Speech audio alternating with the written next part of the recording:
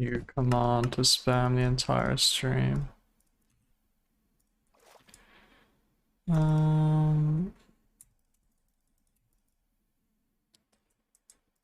Plus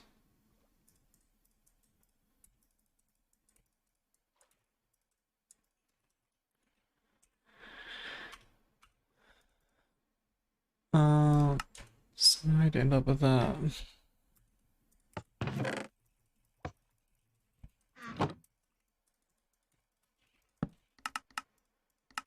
I think you need to just have a whole different fucking order of shit. New order of crafting things.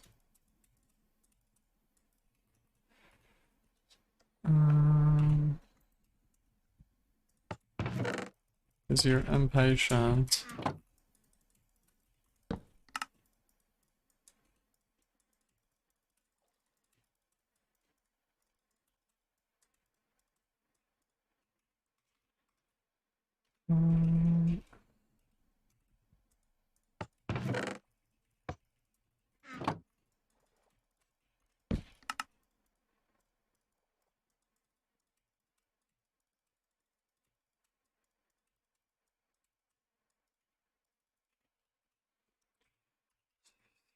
Seven. 17 is the like super comfy one. I mean 15.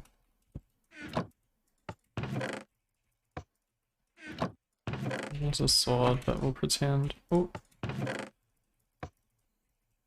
I think the wiki lies about the chance of sword out of BT chest, which is just average fucking wiki, but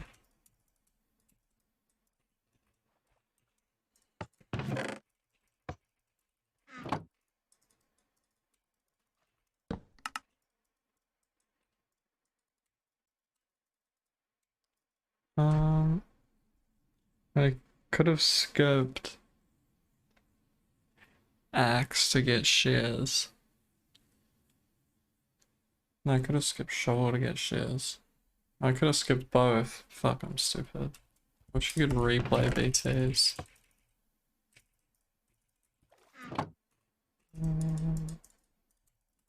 I mean, this is a good one.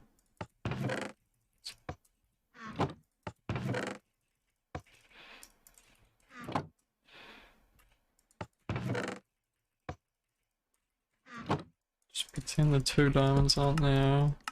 No, that one's an obvious one. Well, it's not super obvious actually. I should have done that one.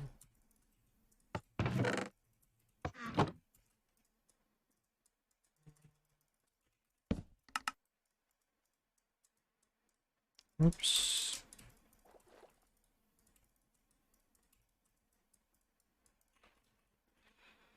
Three, 4.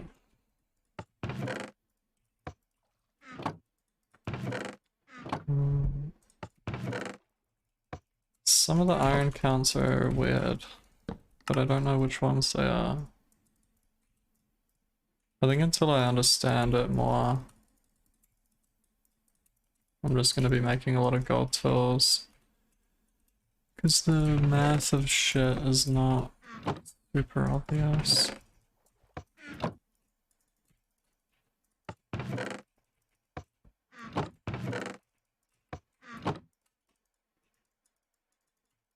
Is there something you can do here? I doubt it. No, there is, right? Yeah. This is a weird one. What did we have? 6, 8, 9, yeah, 11 iron and an extra thing.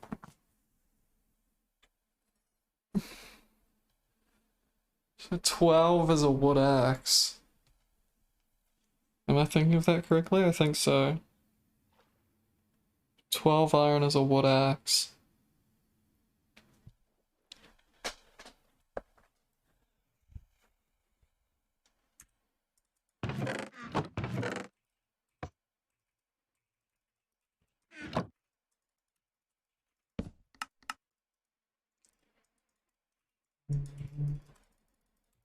Obviously I already have one, but I'm practicing.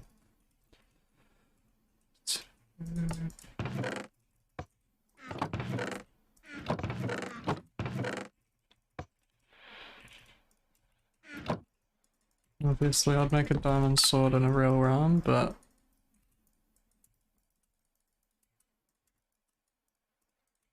yeah, 11 iron becomes like a super weird thing.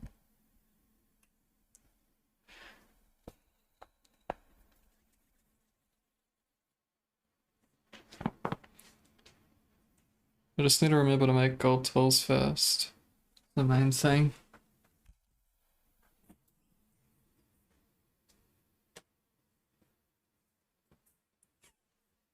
I can just shut my brain off if I make gold tools first.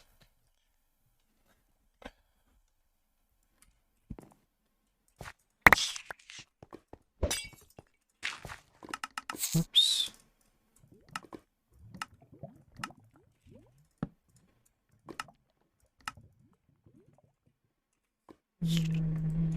Seven, five.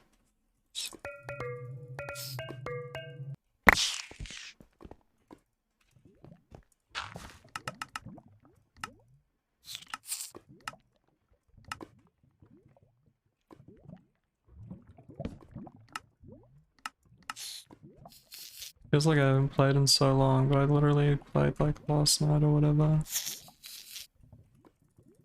Hey, I'm in the wrong slots. Fucking mug in the way every time.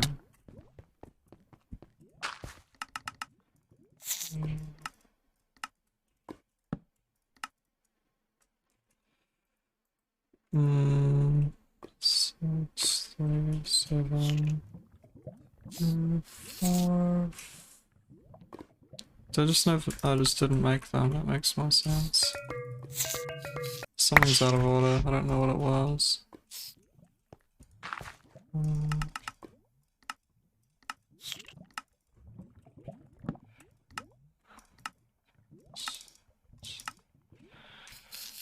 Two, 6, 5, 7. Swapped.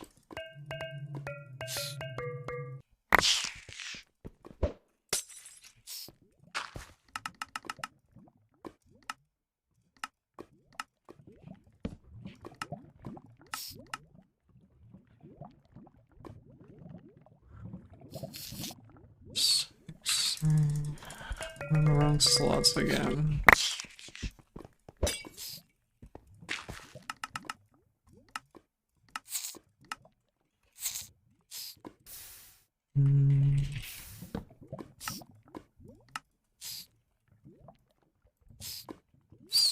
So 6. That was a good one.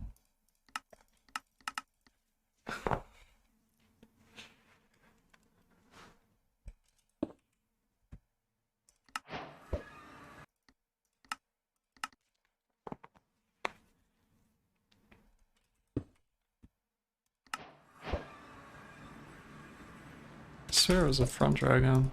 I guess it just spawned with a weird angle.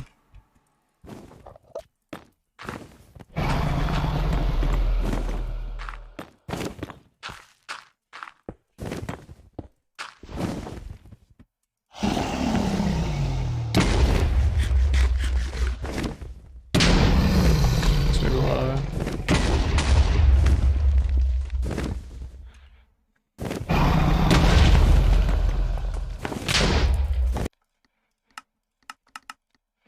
I'm getting better at like those recoveries and 0.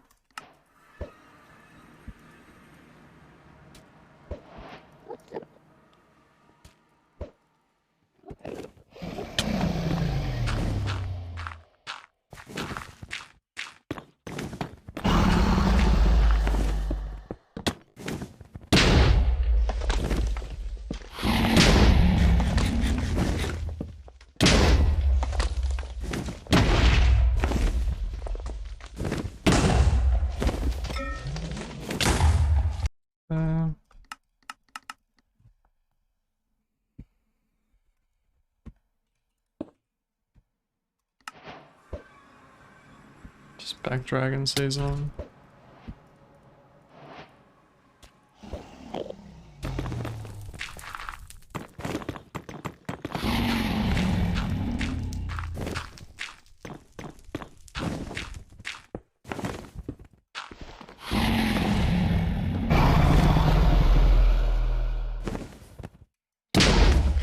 Too early.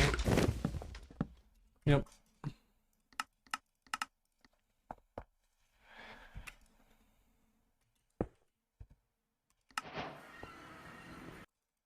Honestly, those are the worst hands. You'd have to be really smart in order to zero those ones. You'd have to count how many blocks above you are missing. So I just choose not to.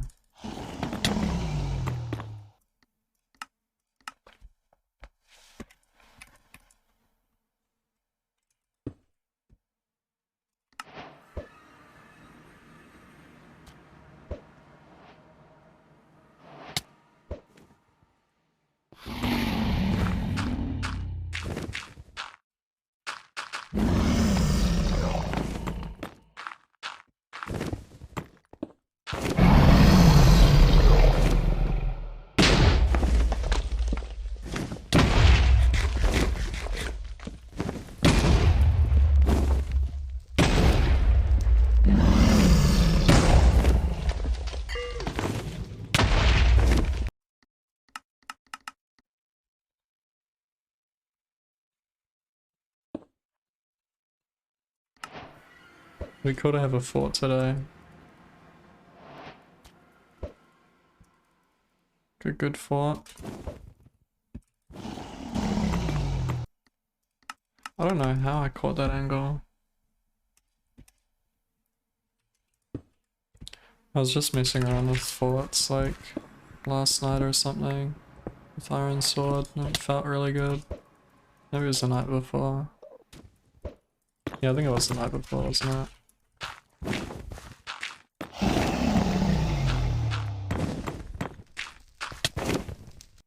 Oh, it was a cage spawn, dummy.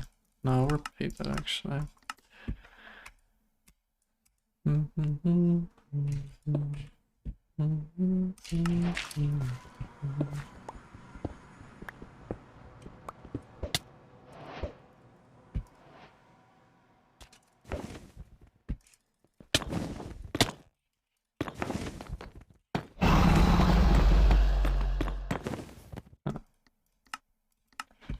Wasn't so bad though.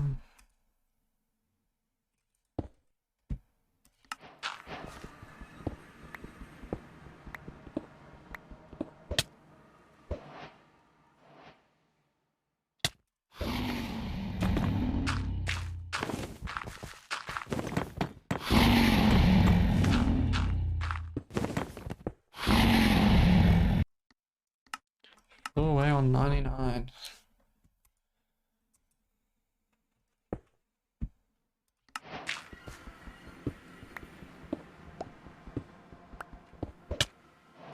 Bro, how'd I get 2 1-8s?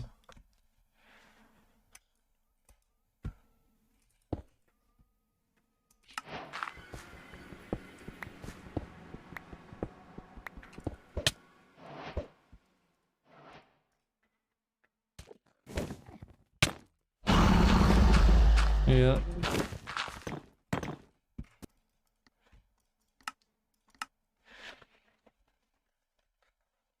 I saw that Pokemon runner, Worcester. He doesn't have a command for shit, he literally just puts the fucking link in the title of the paste bin. And the paste bin has whatever the fucking info is. Does this blow up? Am I dumb? Yeah. Bro, this dragon keeps flying away, it's crazy. But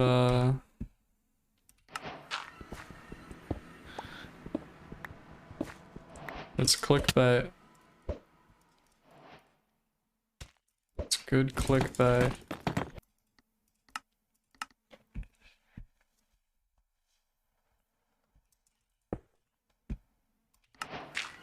Yeah.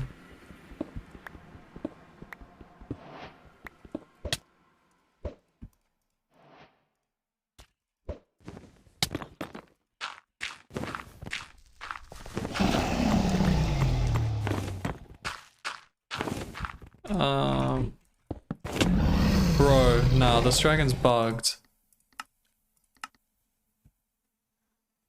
It keeps flying at fucking 99.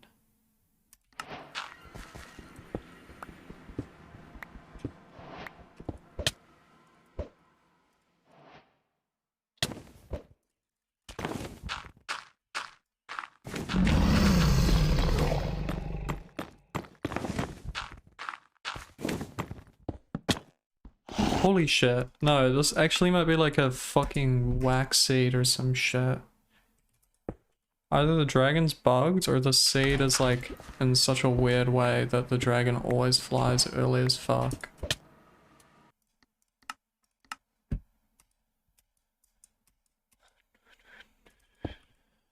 There's command blocks in Java code, grindstone.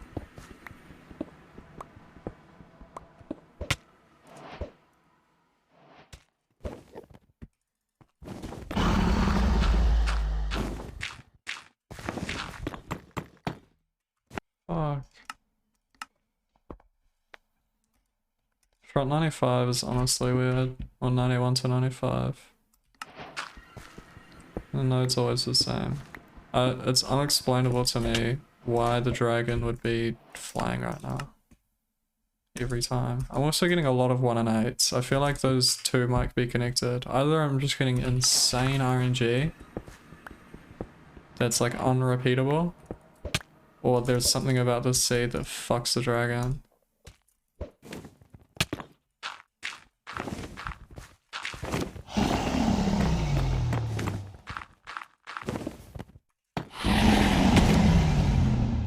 Okay, the dragon is behaving now.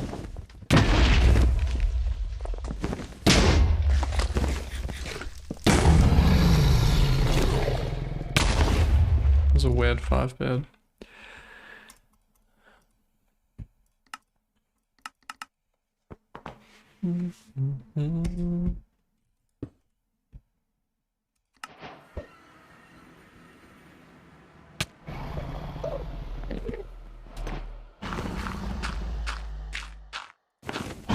Damn. Can't make a 1-block jump. Can I recreate again? Being recreated.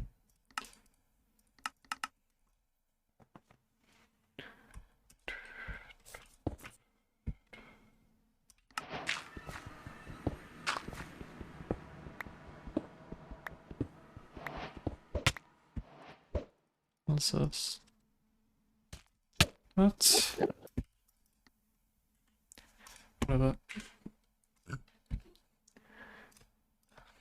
What could go wrong?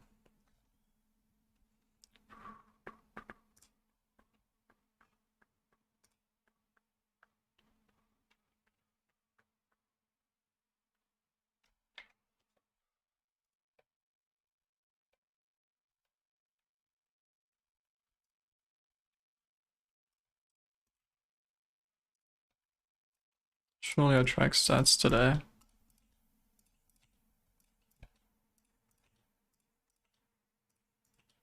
I don't think I had any water in the fridge.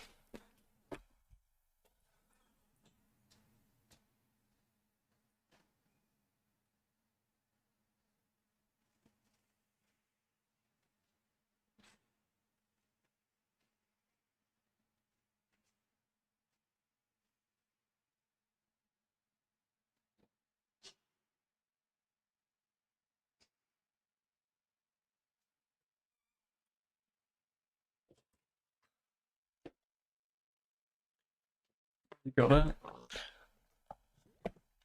When a sub 5 endgame, I don't know how they are in today's standards, but they used to be not super easy to get. If you have 20, then it's easy though. With Pearl Travel, it's free actually. You'd have 20 or Pearl Travel.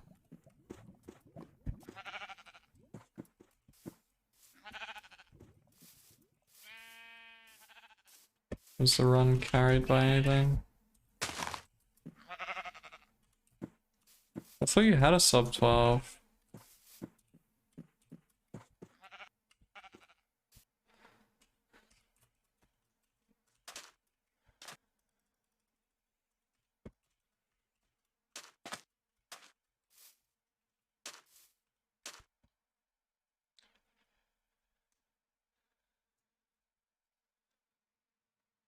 Yeah, no, I just got like adverse RNG. Well, I got really weird RNG.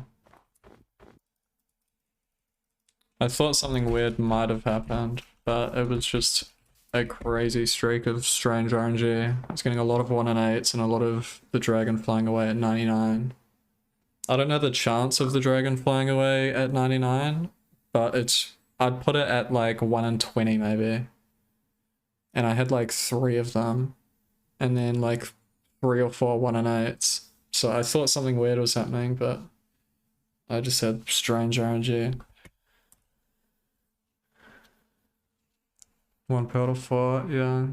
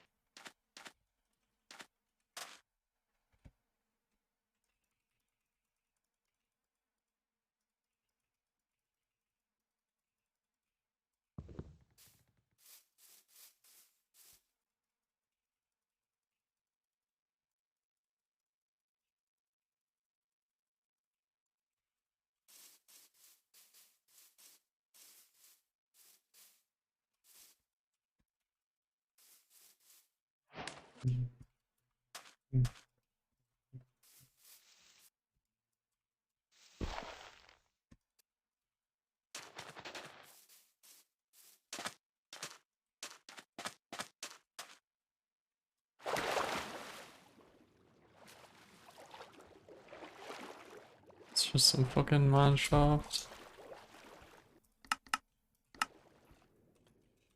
Huh? Why was it 0.5 then? Oh, there was a mine shaft and a BT. Thanks. Much appreciated.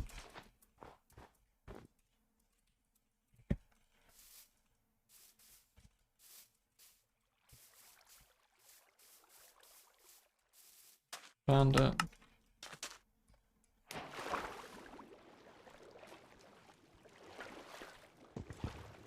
I should have practiced shipwreck crafts.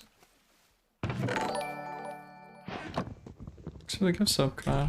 Yukai has gifted a sub to Lido_sa. Can't make shares here.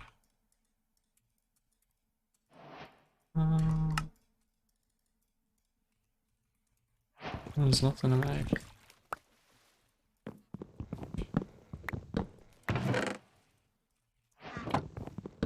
World record, wait.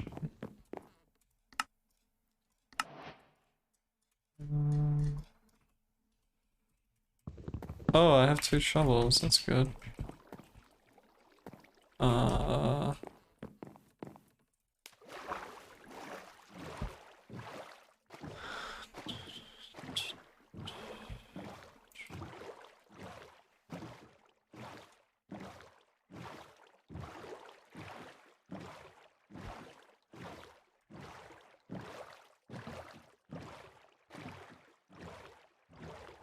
This looks kind of real. I'm feeling okay.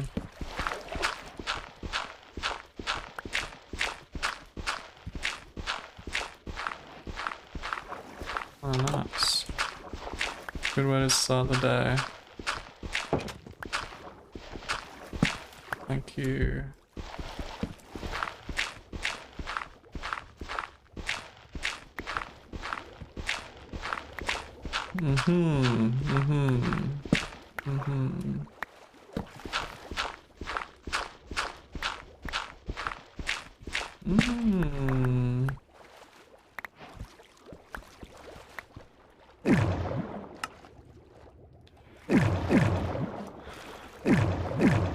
Oh, great. That's who I want.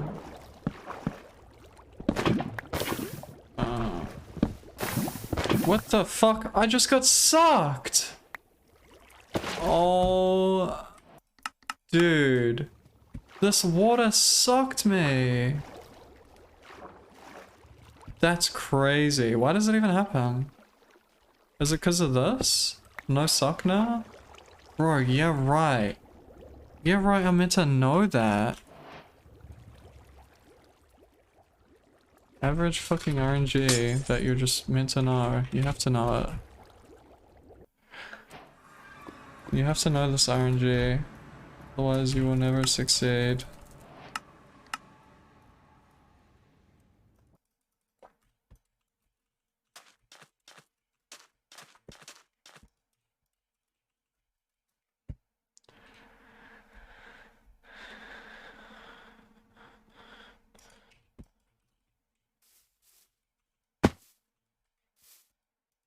You got one more enter and then I'll think about tracking stats.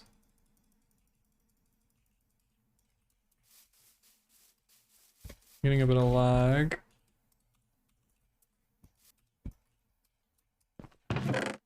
Got some lag last session as well. So close.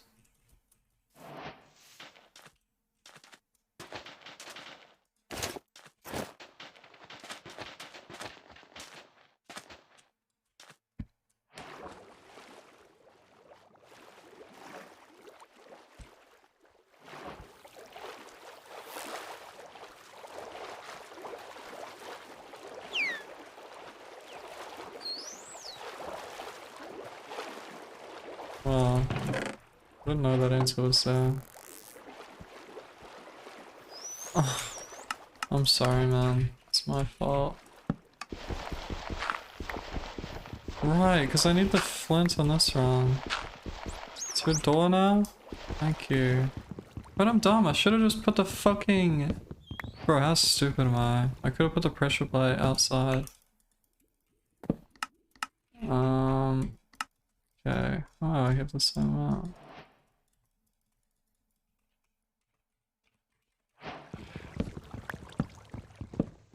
I've got the patience. I'm a patient player.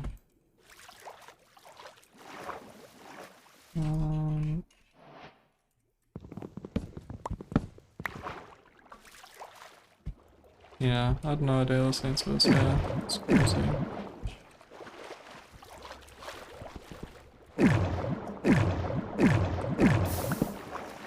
What? It's swinging.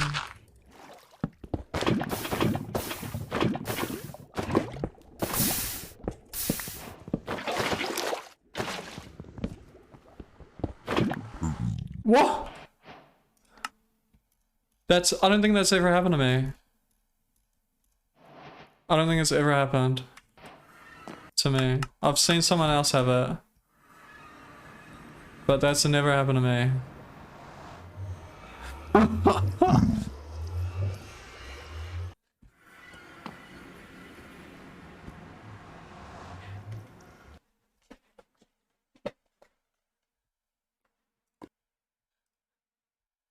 Fucking task, dude. I didn't kill him. Get the looting 3, smite 5 sword.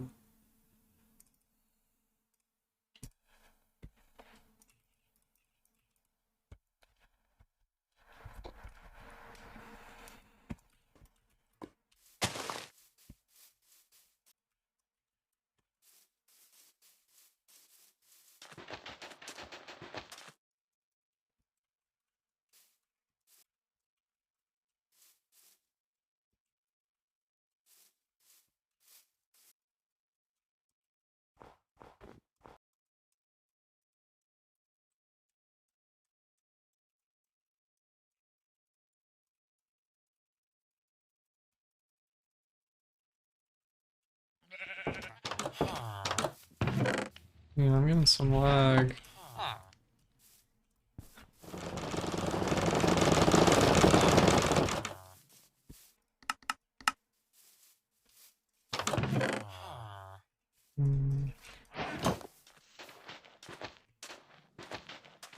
Three's not enough. I think the minimum is 4, but I can't remember how.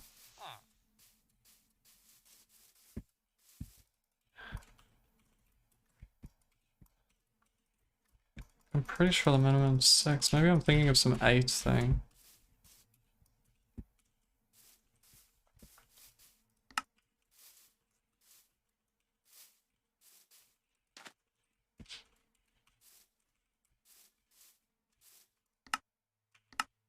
I don't know. Found something.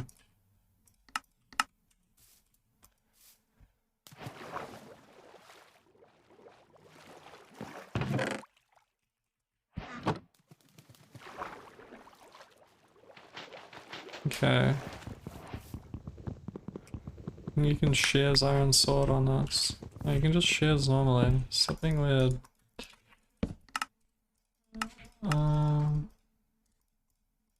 Iron sword would be nice, but it's unnecessary. It's not unnecessary. I could save time here.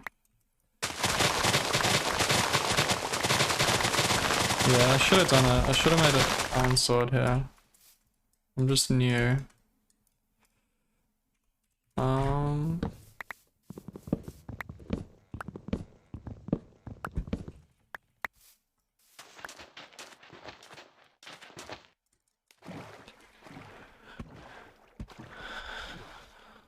Just insane time, like 7 minutes.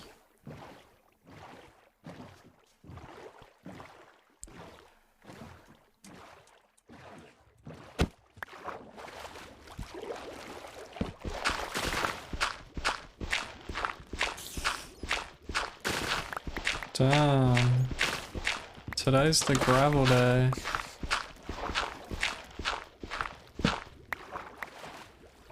That's boggers.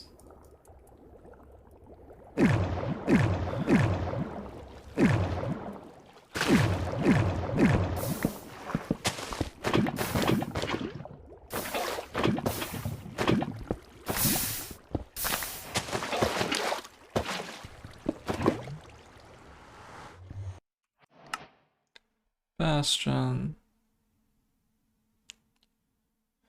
Nope. We continue the long streak of days without good bastions. Front load wood, gold axe. I had gold there.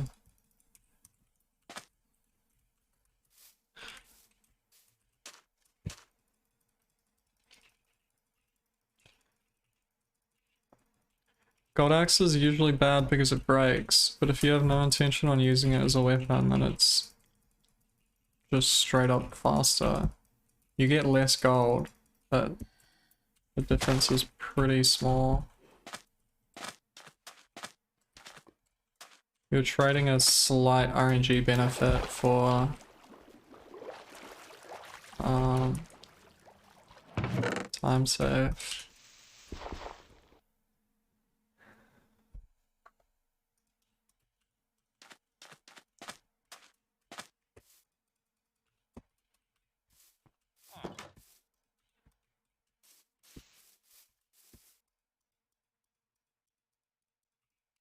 Yeah, the bedrock chatters are gonna fucking lose their minds when they find out that I'm trying to use a sword in Java. They're gonna absolutely freak it.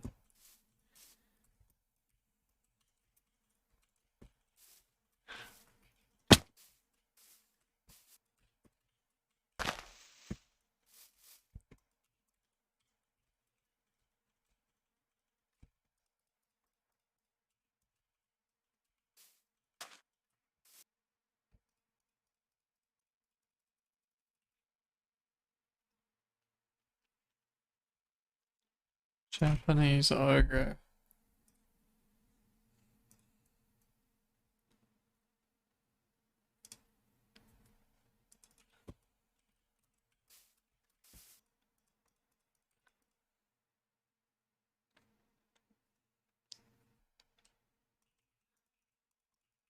Oh yeah, you did.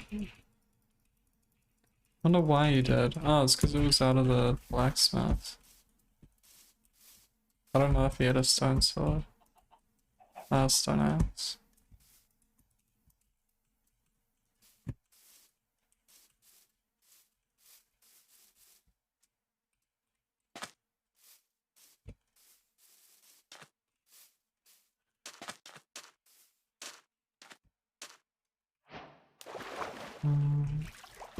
Found a...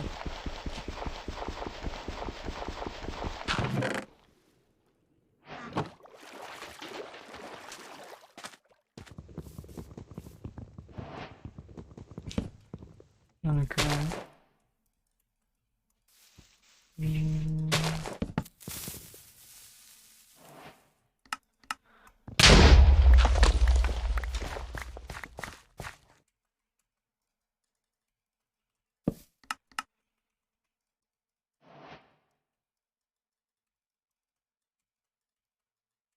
I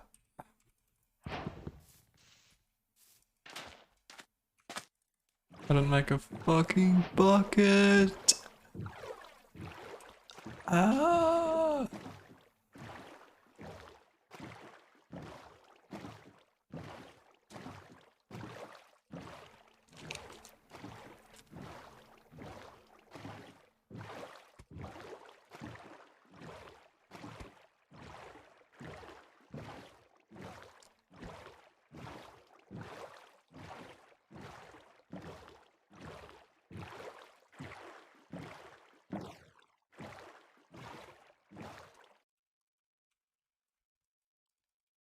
As soon as I track stats, the seeds disappear. Coincidence or not? Stat tracking seed injector.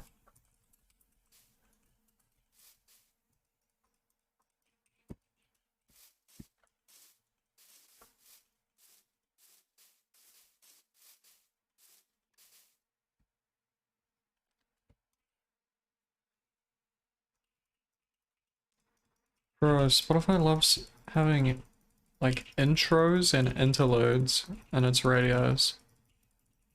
Like it's trying to fucking remix albums.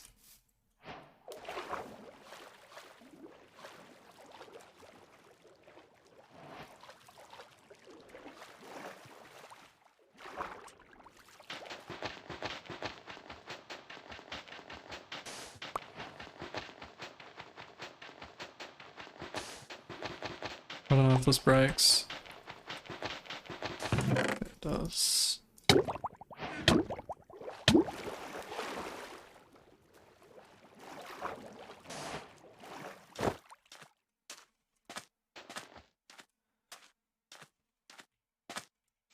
My mechanics are not quite there today. That won't stop me.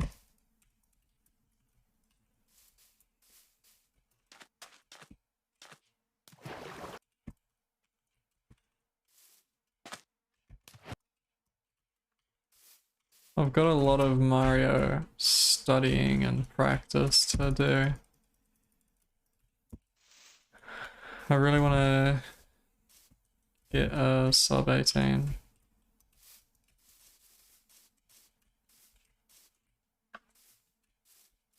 Shipwreck, leave me alone.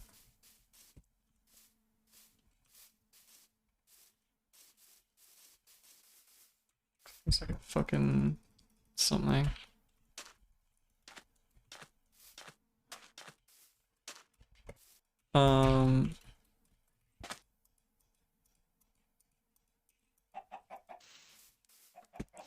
I was talking to GTM, who's 8th place in 16 star, which is really good because 16 star is super competitive. And he looked at my PB and sent me a fucking analysis of my PB.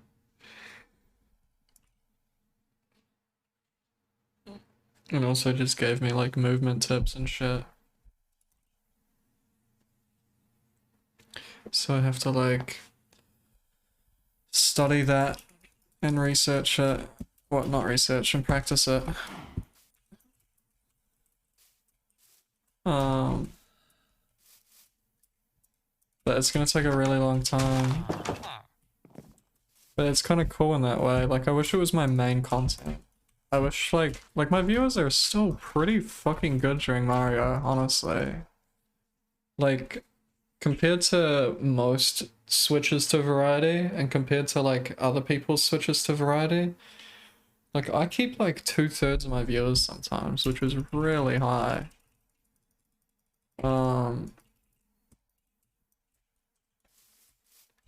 But yeah, it'll take a lot of time until I get a sub 18.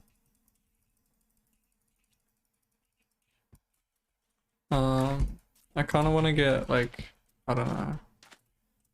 The lower you get, the like harder it is to save time. Like people freak out when they get like a 10-second PB, like, which is so small, but it's like That's like how like important time is in Mario. Whereas in Minecraft, like every single PB is like a minute for like most people. And there's a lot of like multiple minute PBs. Like world record holder went from a 12 to a fucking 8. That kind of shit would just never happen in Mario, which is why it's crazy that I went from a mid 20 to a mid 19. I saved over a minute on my PB.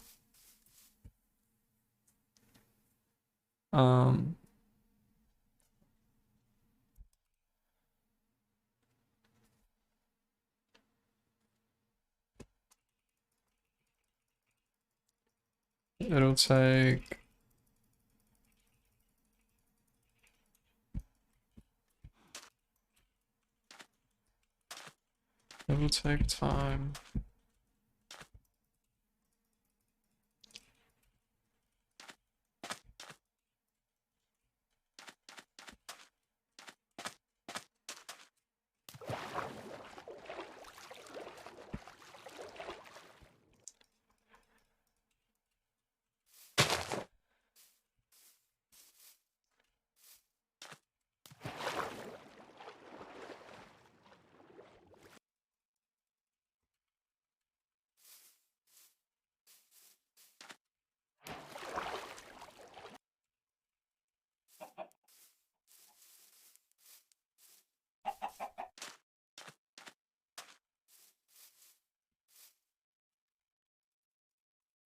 Being messed around.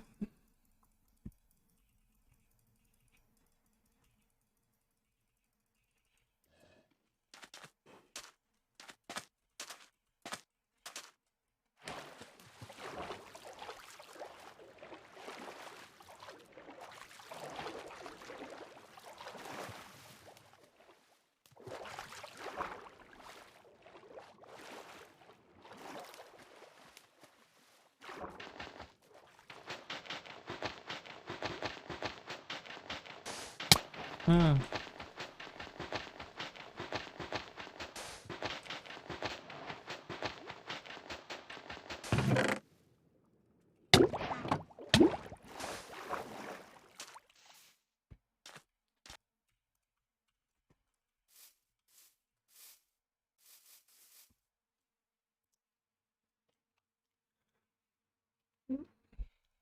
There's no category killers.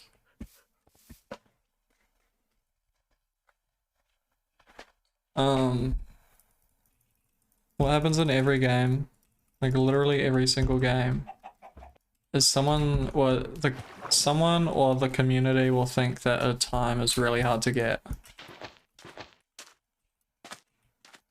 And then someone gets that time after like years, months or years. And everyone will go like, holy shit, someone finally got that time. And then like 3 other people get that time in like weeks. That happens in like every game. Like 14 was really hard to get, and 16, it took a really long time. And now just like everyone has one.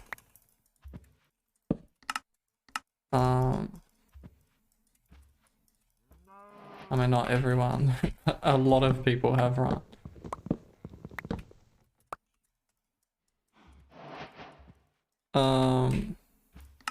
And I mean, we've got 2 8s now.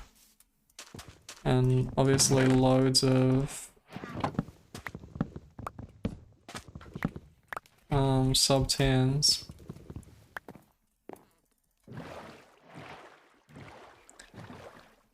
And both of those times people thought were impossible. So someone gets a 7, someone else will just get a 7. Like 4-minute mile, yeah, it happens in just literally everything.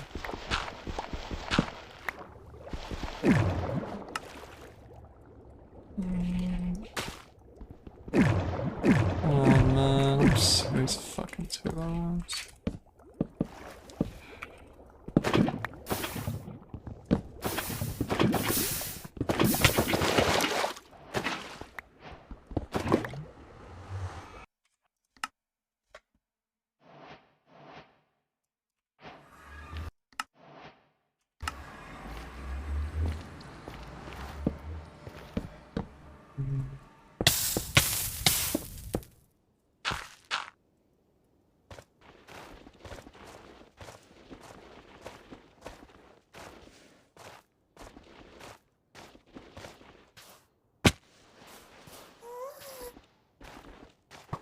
Pretty sure.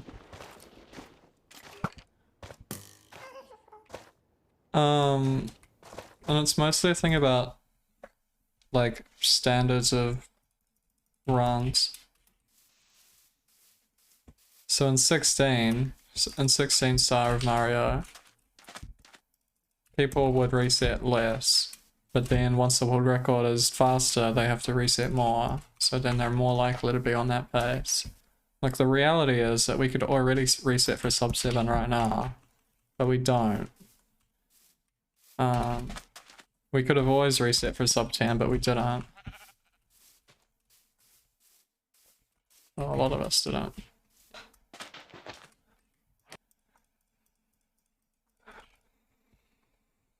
Just we begin to reset for things once they're reached. And also you have to be fast enough so people won't practice certain things until they have to. Or they won't learn certain things until they have to.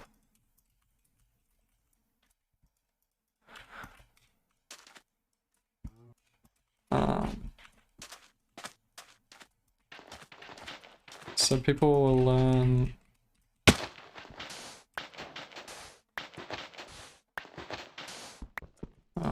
I wish I saw there was sandstone. It's bullshit.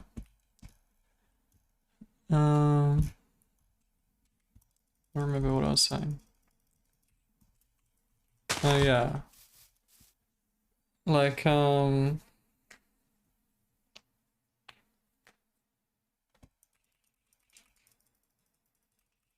the longest time it just didn't matter like how fast your fortresses were, how fast your bastions were, how fast your crafting was, portals and everything. And they still don't matter all that much, like you can just get a better seed and it'll make up the time. Is this a real answer? That one, I didn't even see that one. Like in Mario, people just, there'll be like a strat. Well, what people say in Mario a lot is like, do you think there'll ever be a time where people will have to do X strat? So like there was like Fly Guy list, there was like just a bunch of like strats that people never did. Double jump owlless because they didn't save enough time to risk doing. But then the world record got fast enough that you had to do it because you needed to save as much time as possible in order to get those better times.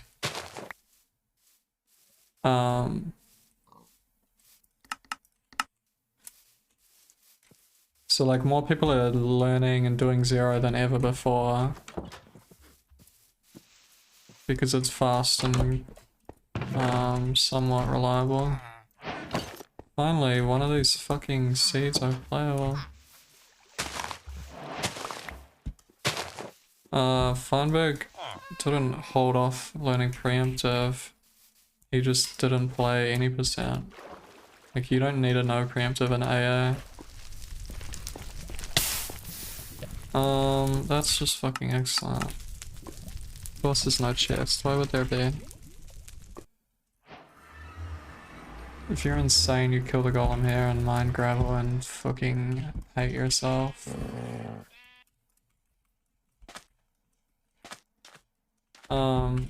Yeah, same shit happens in Mario. Like, strats that people do in 16 star, people don't do in 120. And if someone does a 16 star strat in 120, they're like crazy.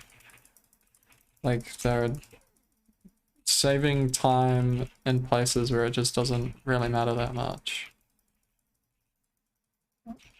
Like 120 is mostly about consistency. And can you not fuck up? Same shit in AA, like, I mean it's, AA is still not super optimized. Because Fine's the only player. It went back to how it always was. He used to be the only player and now he's the only player again.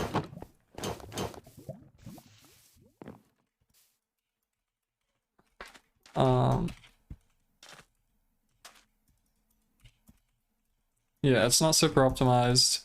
So if you're trying to get like a top 10 time, things like preemptive just didn't matter at all.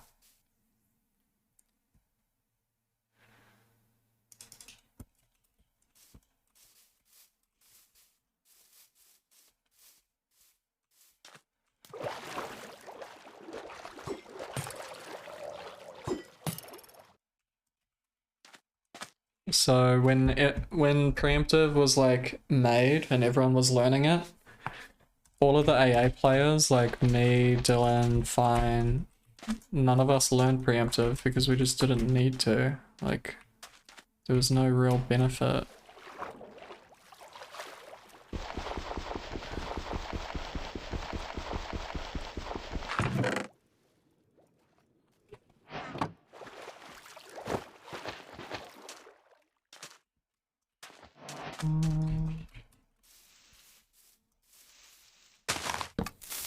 It's a good one. It'll be fine.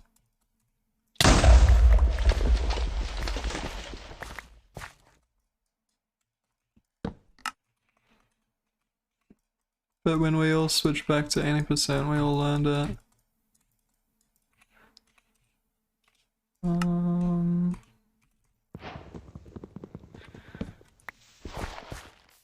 I trust you more. I don't trust anyone here, but I trust you the most. And you're letting me down. But luckily there's just some random other shit that is just unrelated to any of the cow.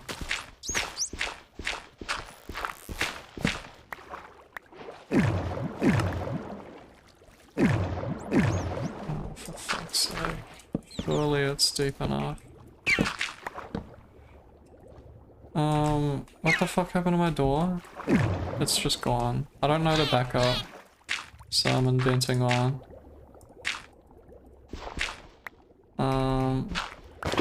This is the new K4 backup. Glad you could witness it live.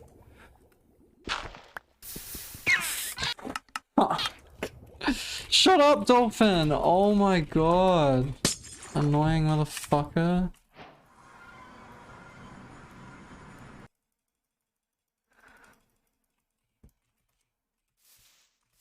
Bro, why is just bullshit everywhere, man? Like, where did I lose my fucking door?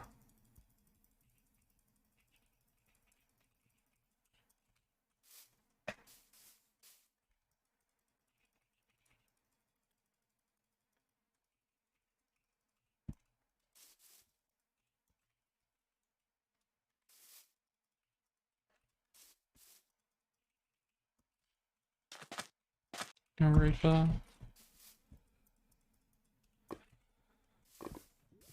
Oh, lava. Can't wait to use it.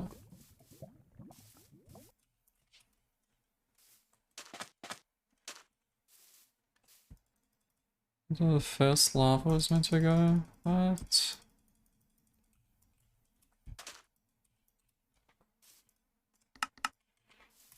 Getting so much lag, man. Happened last stream as well. Computer dead.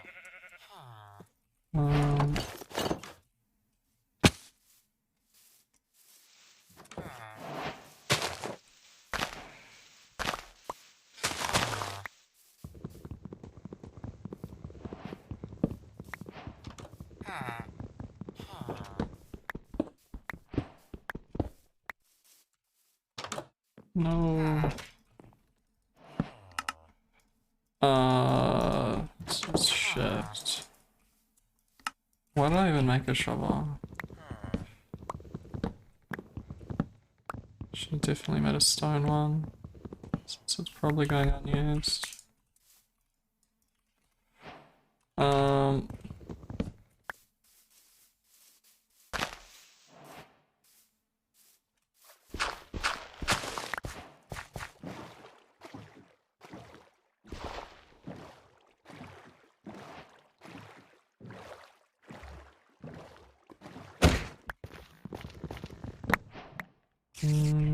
Fuck, I tried to equip it and I didn't.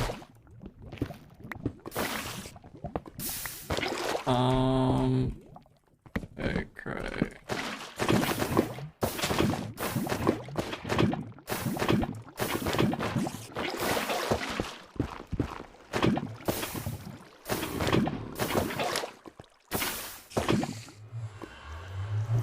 actually decently fast. I don't expect that.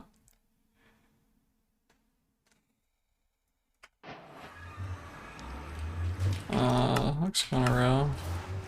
Thought I saw a fortress, but I didn't. Oh, nice. Oh, nice.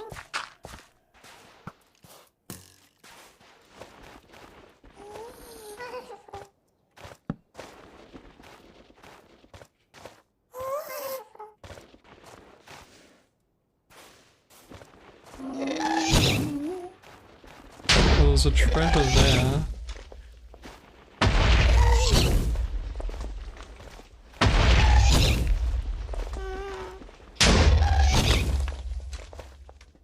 Let's see whatever bastion's there.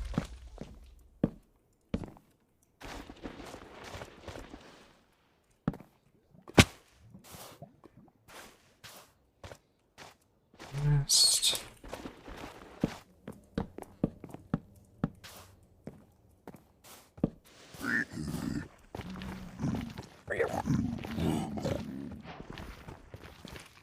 Yeah, this is gonna be awesome. What the fuck? This guy's a fucking asshole.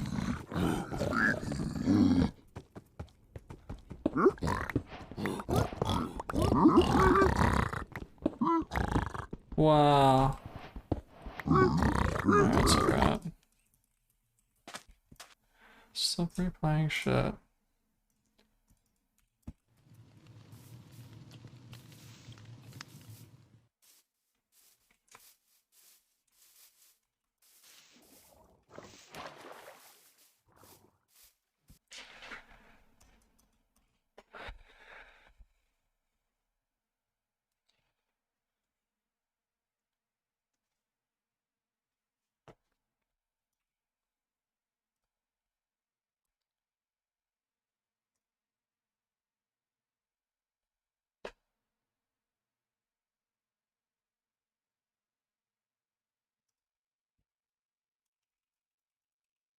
Fuck.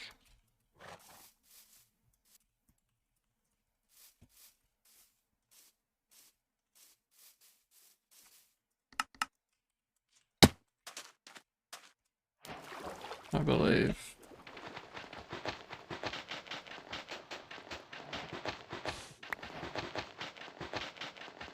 Save your playlist.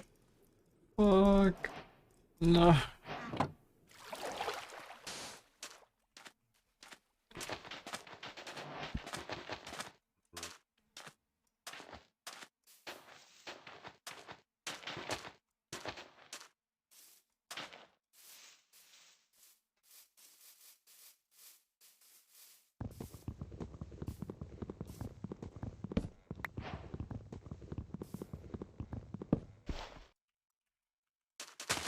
I want to play the odds a little bit more. I don't know how I'm gonna do that, but it's a mindset that I'm trying to enter.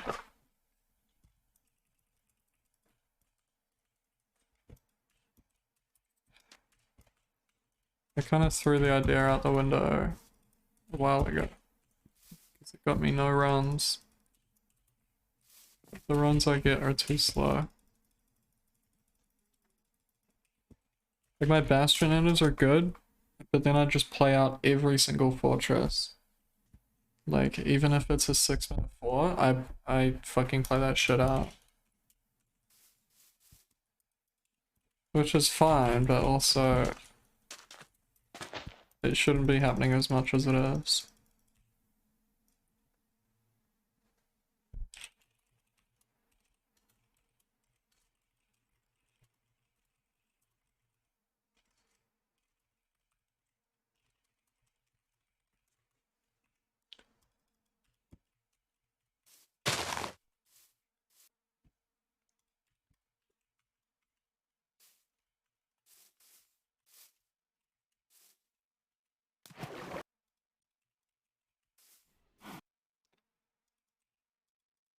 Oh nice, an instance is just not here.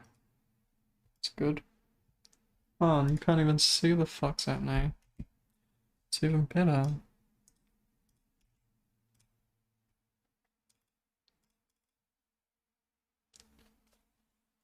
Ready.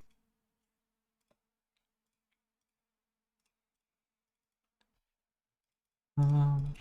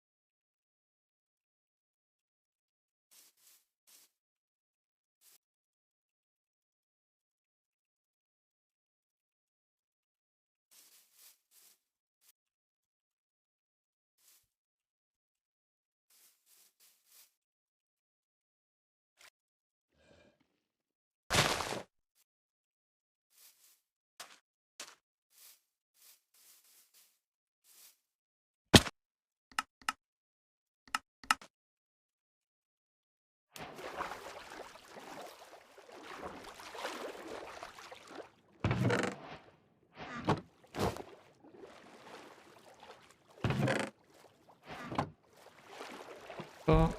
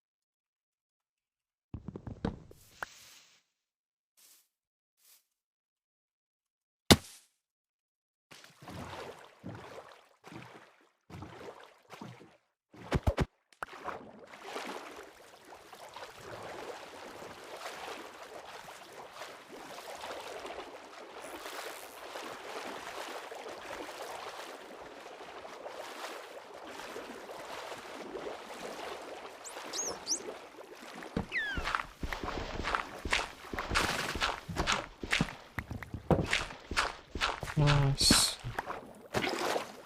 Stellar flint today. Absolutely stellar.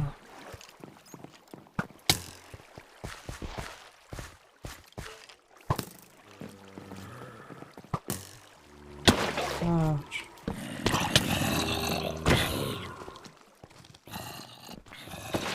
Ah, good.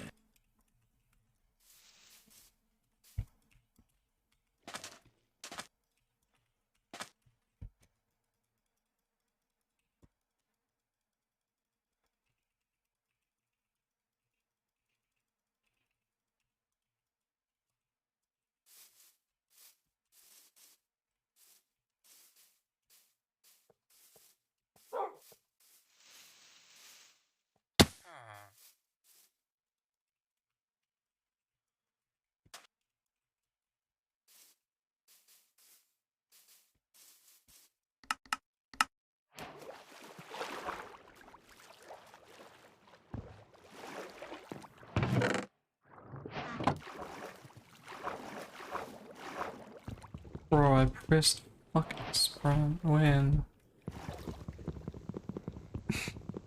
I can make a sword here.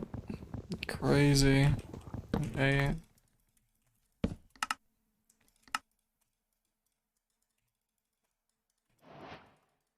Whoops. Great. Sword has been crafted. World has been changed.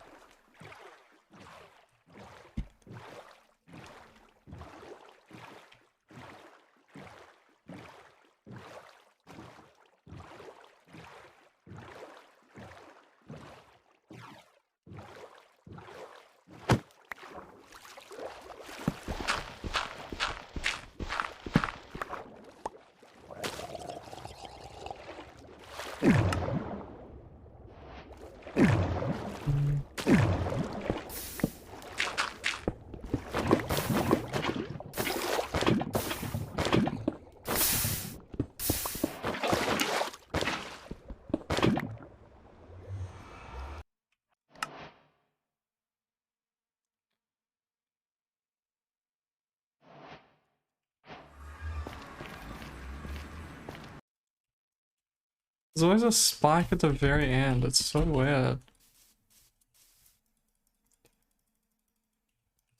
And it's like a fake spike. Like it represents literally nothing. Not striders, not fucking anything. Like, I mean, it could be striders, I guess. It happens very often.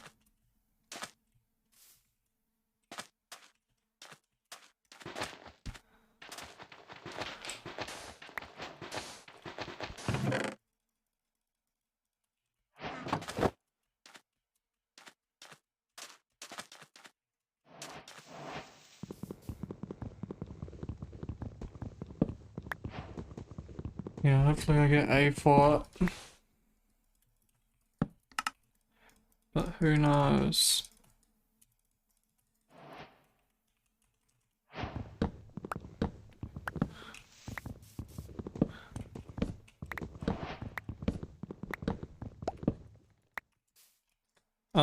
A big thing about it is that, like, optimal swordplay is super high skill based.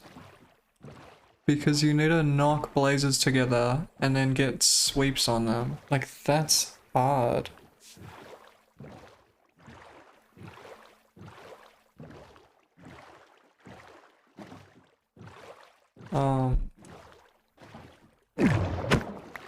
Well, it's just really foreign as well. Like, we're not used to that kind of shit.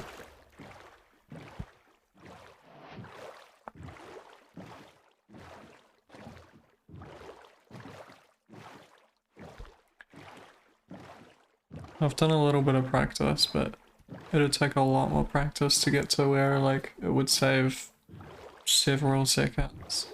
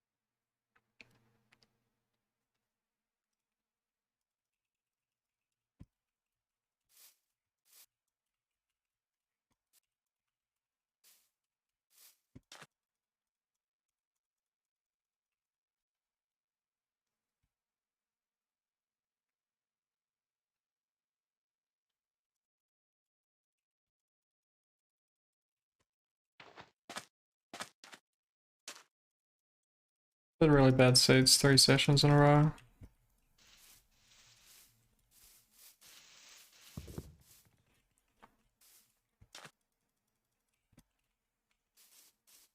These are just not playable.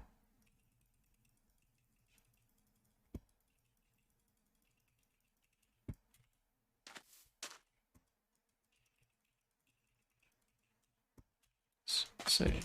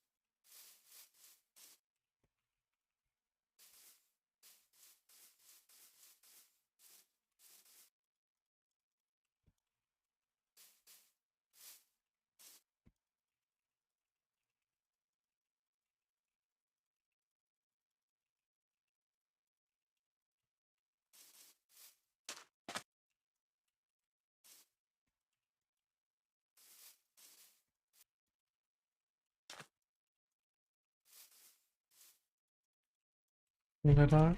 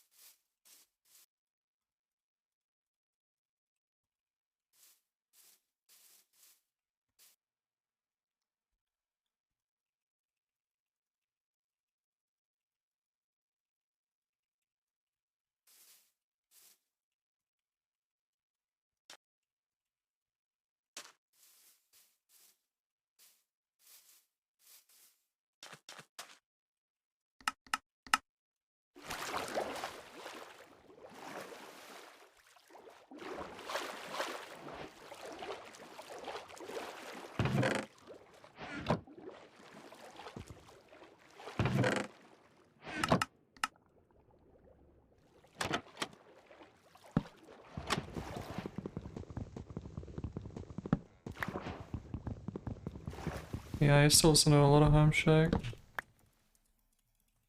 It's one of my formative bands for sure.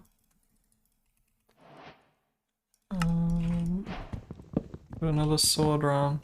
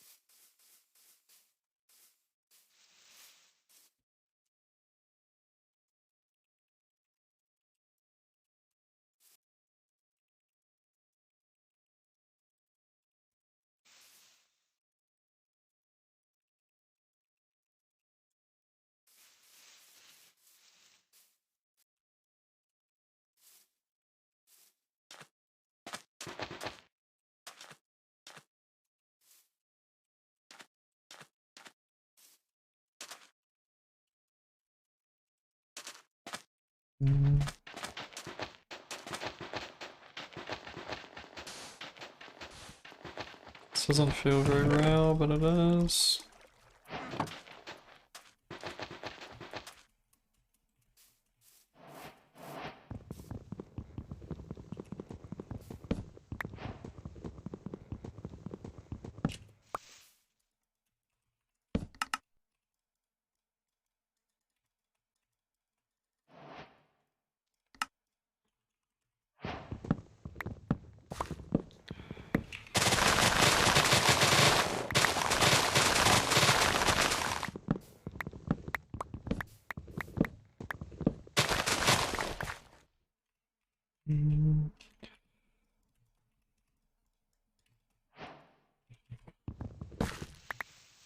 So awkward.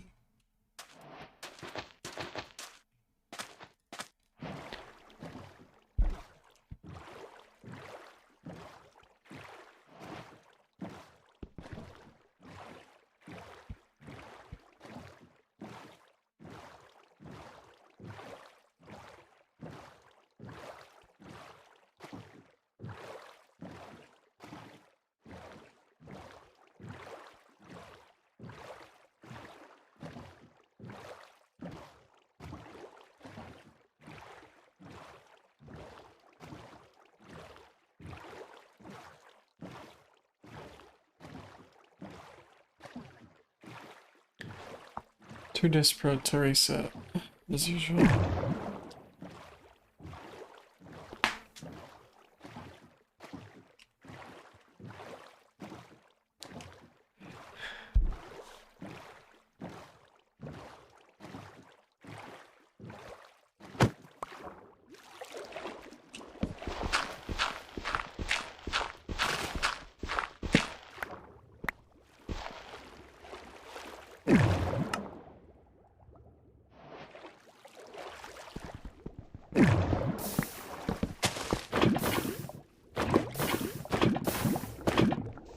Oops.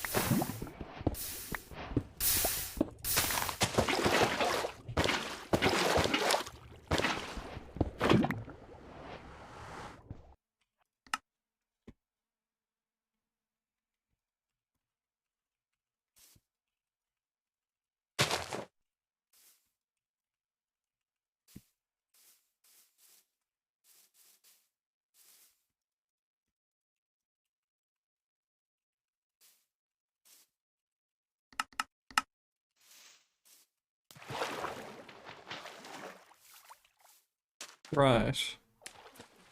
Delete the chest. Thank you, Lake.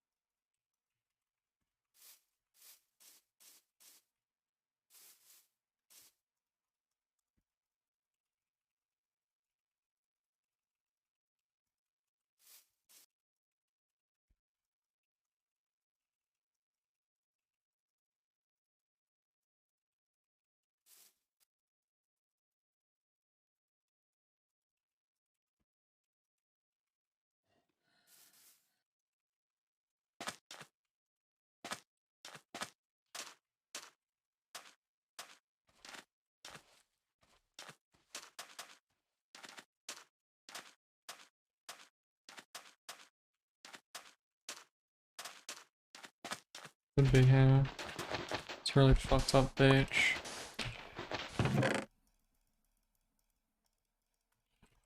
Does it help?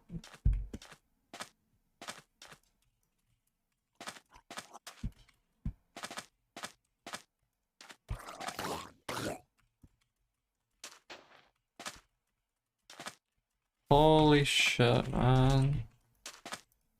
Fucking macro.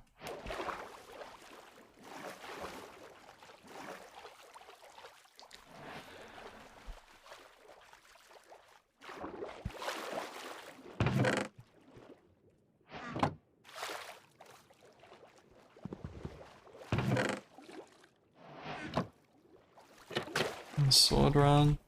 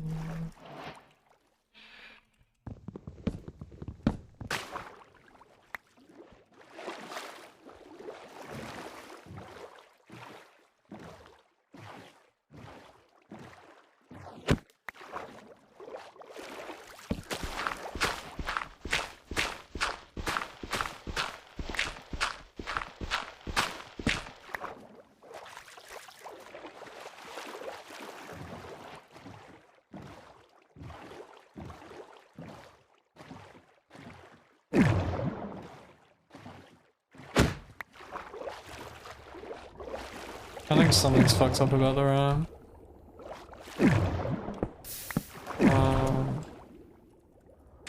Because it's weird today. Oh my god.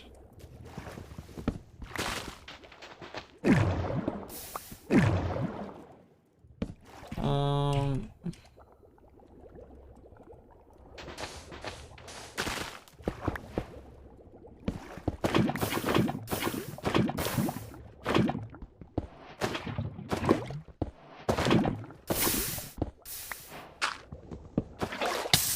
So that... Okay, you're gonna be fine.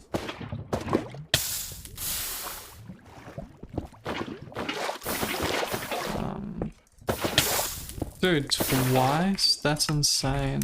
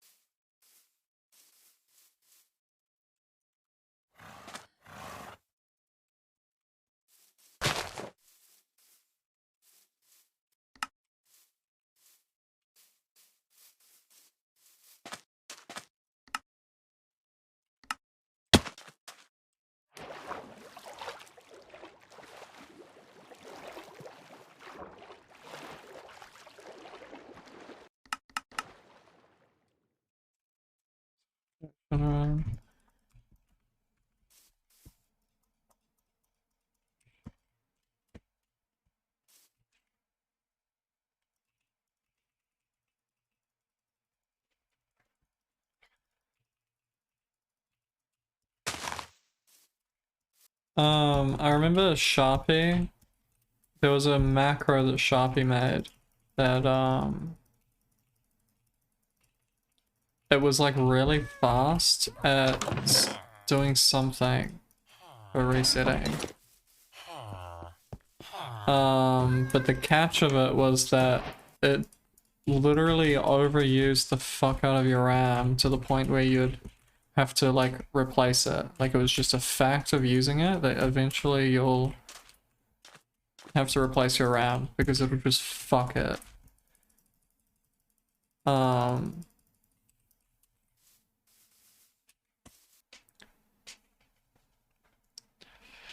I imagine that's just like a ramped up version of whatever the fuck is happening here. So I think if I think that this RAM is actually fucked, then I'll probably just buy a whole new thing.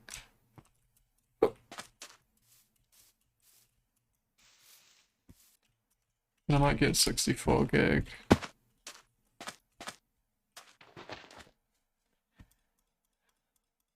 Nah. New RAM. Like, not keep whatever's in this. Because people do that, they like keep some of their RAM and add more onto it. But I'll just scrap this RAM and get 64 gig of some new shit.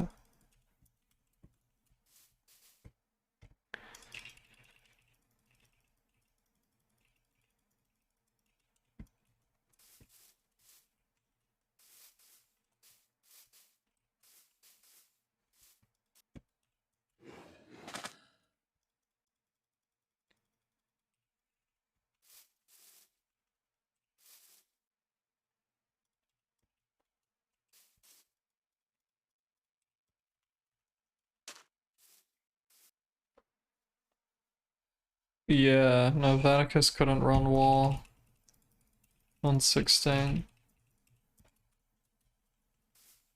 Updated to 32, I think. Maybe it's 64. No, I think it's 32. Just to get wall.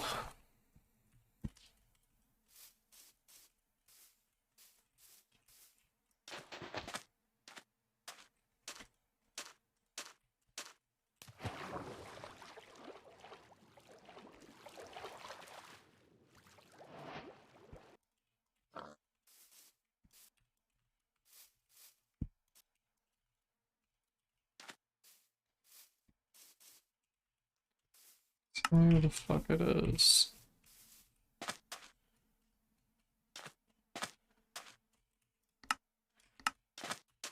It's an ocean run, of course it is.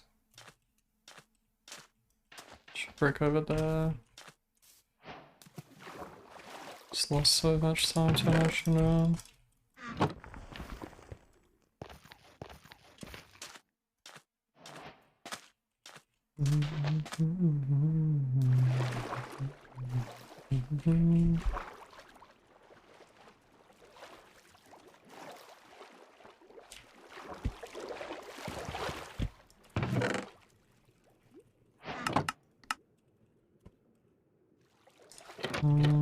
It's not worth the worst run polo chest.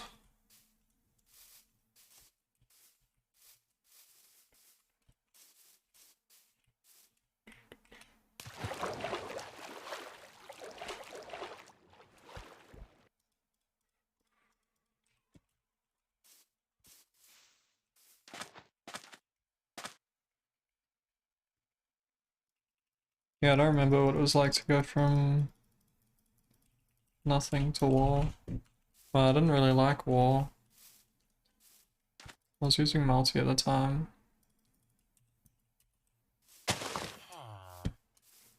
It's funny to think that it's an experience. People go from single to war.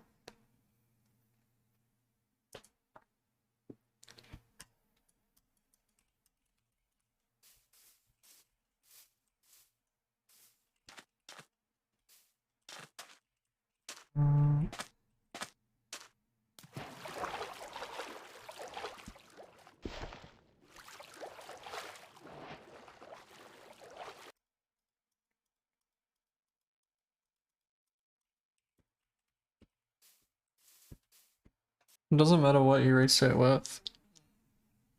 I still believe that it doesn't matter what you reset with. Well, actually, I don't know if... Isn't world record... I thought world record was single instance, but maybe it isn't. Is it actually a 9 instance wall? But there's loads of single instance times. Like, there's a lot of wall players.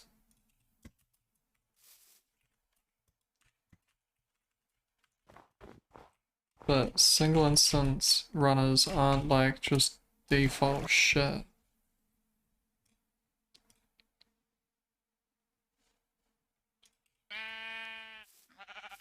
Like, you can't look at the board and then be like, oh, wall is so much better.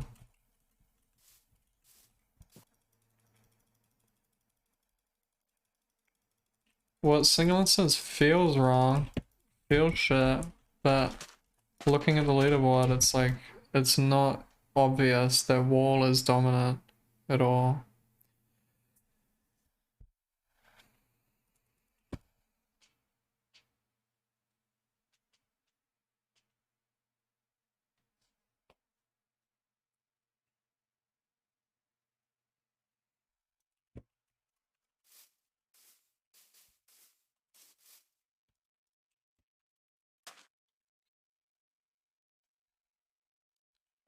Yeah, like, the theory, right? On paper, wall should be extremely overpowered, it should be crazy. And whenever anyone talks about single instance versus wall, that's all they talk about is the theory and what's on paper. It's like, well, you're able to get fucking 100 million seeds and reset for a perfect overworld.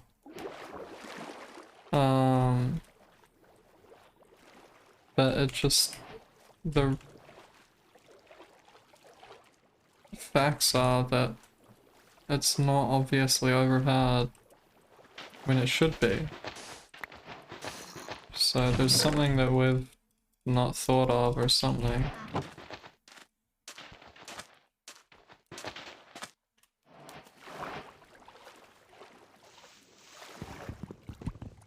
That's the other thing, is like, name how many BT runs are in the top of the leaderboard. Like, BT should be really fucking good, but then every world record is a fucking shipwreck.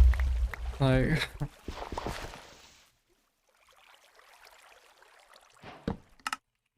like, mapless runs are so rare on the boards.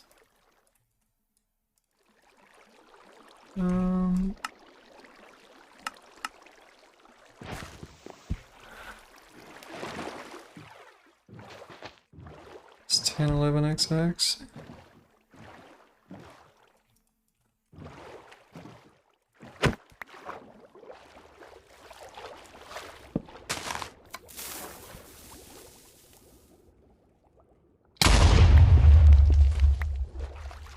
Oh, fuck that RNG.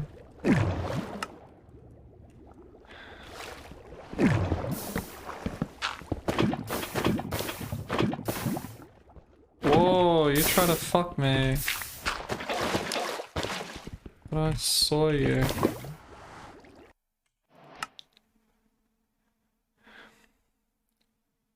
Don't ask me to describe what a bastion looks like, I couldn't tell you.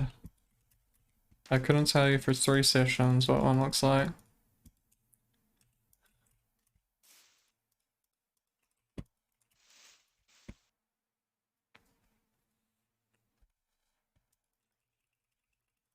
Yeah, like, one of the worst things about micro speedrunning is like, micro just doesn't matter. Like, if you use a sword in a fortress and you save 5 seconds because you fucking did it perfectly, no one notices. It's not like, wow, that sword fucking shit on that fortress. That, like, and it's not like it's gonna be like, wow, this wouldn't have been world record unless it used a fucking sword.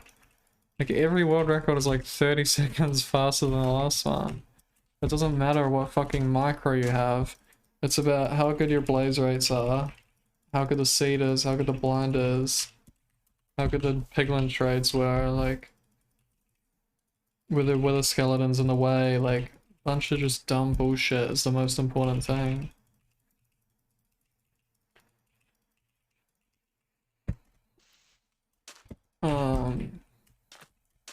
Like micro speedrunning sucks for fucking being an intricate game. It's like all macro. Everything's macro strats, not micro. Which is cool as well, but it'd be cool if we could have any fucking micro meta.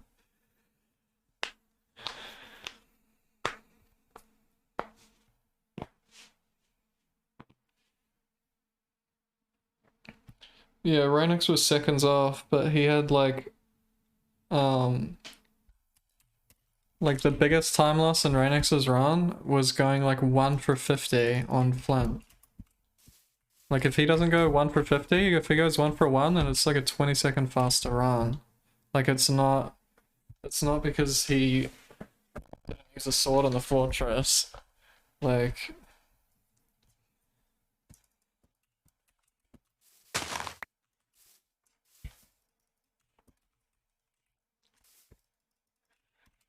sure, if he used a sword on the fortress, it would have done something, but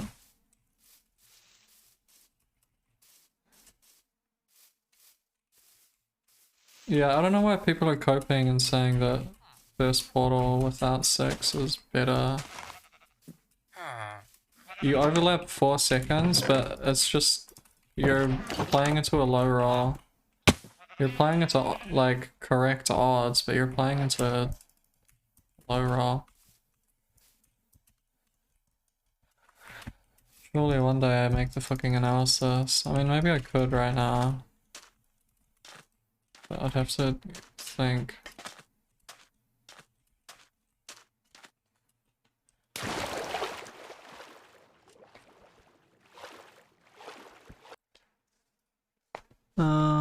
Let me find whatever the information was.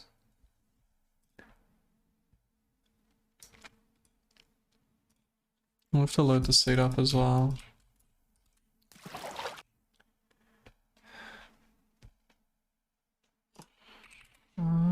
Thanks.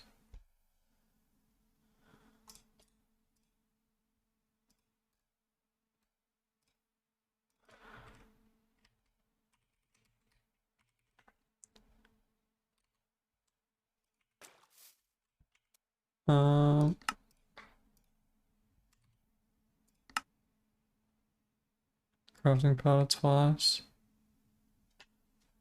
You kind of have to craft powder twice unless you get lucky on pearls.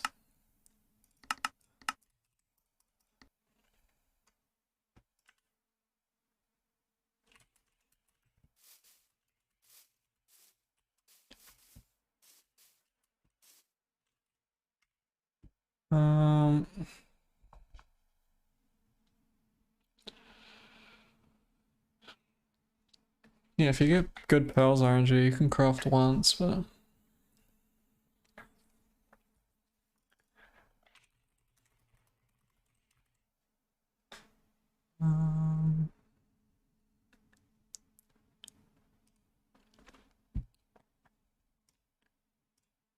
alright. How do I do this? I have to add window cropped. Great. Is that all I have to do? Well, I don't want it to be cropped actually. Add don't visible Fox full screen. No, that's there. Okay. Sad.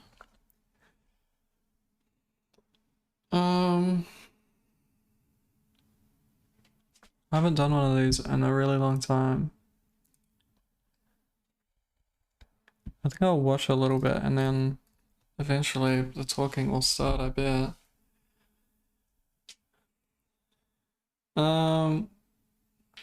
Yeah, I guess before I start, there hasn't been an analysis in a really long time for a bunch of reasons. Like, I didn't want to do an analysis on Cube's world record because calculators had like just been unbanned, and then there was a world record that used the calculator, and like without the calculator, it just would not have been world record. It wouldn't have even been close.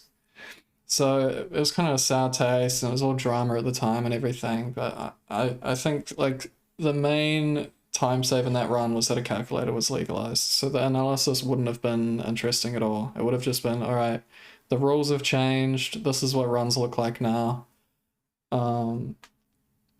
And therefore there's a new world record. Like that's kind of what happened. Like Cube is the best Minecraft speedrunner ever. Like that's my opinion is that he is the best Minecraft speedrunner ever.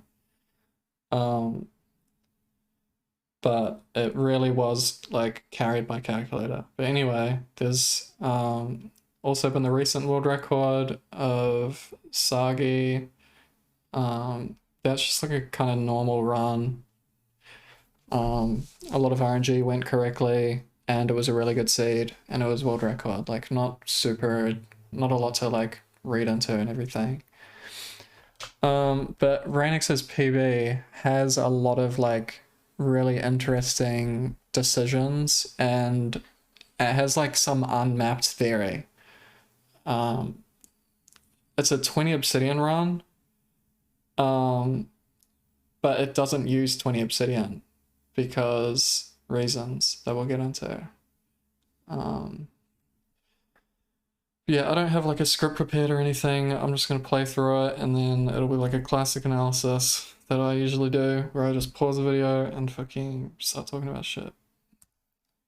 Whenever it happens. Have I muted I think I muted the tab. I always do that. Okay.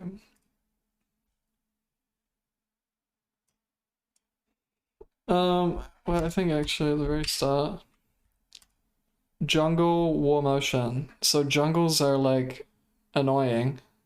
Trying to get like a lot of wood out of them is annoying. The leaves and vines block TNT, and also they're just slow to break, but that doesn't really matter so much. But you often like in a BT run like this, if you blow up the ground, you get less dirt, which sucks because of all the leaves, and you often get less wood, and it's just like bad. But also war motion. This isn't something that I've proven yet. I was meant to do it before I made the video, but for years we've had the belief that warm oceans have the shallowest oceans, and like colder oceans are deeper. The relevance of that is that any magma ravines that generate are more likely to be visible from the surface or have kelp if it's a like shallower ocean. So this is like a bad spawn. We still play them, but like this is like against the odds that this was a good run just off of the bat.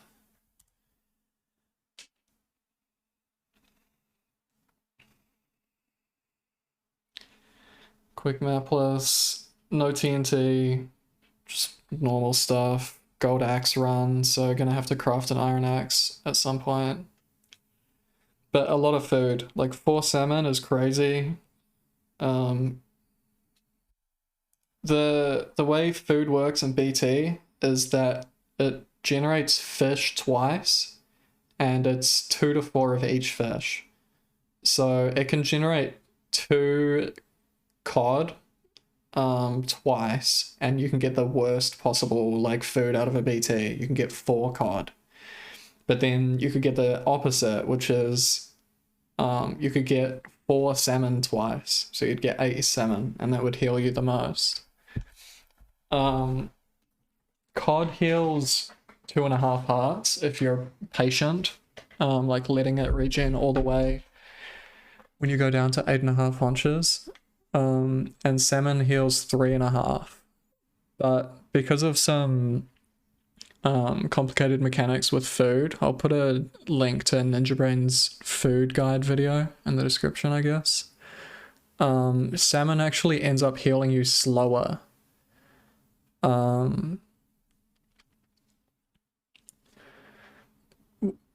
there's the rapid healing when you eat something. And when that rapid healing runs out, it takes longer until you're able to like eat again. And also like the slow healing period. The slow healing period takes longer with salmon. So basically it takes way longer to eat a lot of salmon than a lot of cod. So like the kind of rule of that, or like what to learn from that, is that like if you're pearling, it's better to use cod than salmon because you want to get that rapid healing and also just eat the next food as fast as possible. But really in this situation, like you've got 3 cod, so you'll be able to rapid heal 3 times really well. And then 4 salmon, you're just going to be able to heal so much health. But yeah, doesn't really matter much for this run because you got, you know, really lucky food in general, but it's just things to think about. Shears.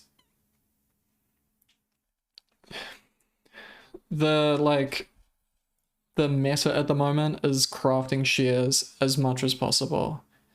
The crafting meta's changed a lot over time. There was one point in time where we were like always making gold tools, or a lot of us were always making gold tools. And shears sometimes weren't even crafted. It was like not really a thought.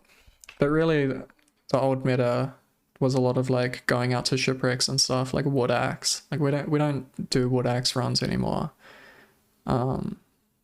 They're just like too slow and unreliable. Being able to check if you have enough iron off the bat is like really good. And just shipwrecks in general aren't really meta because of food and that kind of thing. TNT is really good as well. Like the biggest thing in BT is, well, there's a lot of things. You get blocks from TNT a lot of the time. You're on the island, so if you get shears, you're actually able to use the shears. Where if you're like in a shipwreck in the middle of the ocean, you're not able to use shears if you're able to craft them. But also you get consistent food. Like I said, even if it's only 4 cod, that's better than like just the nothing that you can get out of shipwrecks sometimes. Or even just a half shipwreck will have no food. Yeah, shears is the meta at the moment. Just being able to have blocks on every nether means that any like gap, you don't have to use your wood, which means you don't have to get trees a second time. You're able to like use blocks for movement. If you ever have to like, yeah, just being able to use blocks for movement in just so many different ways saves a lot of time. So the leaves and TNT are just crazy, which is why it's the meta.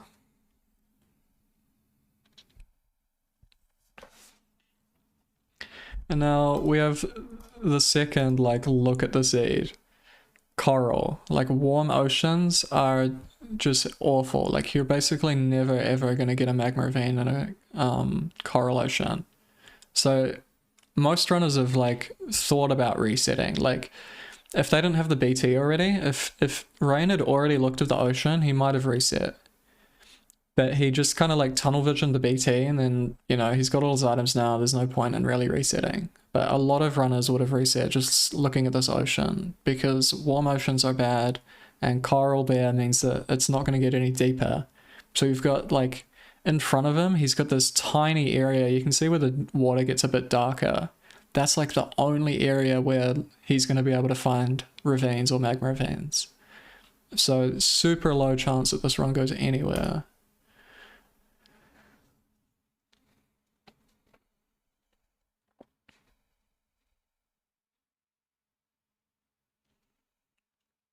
But he's got kelp already.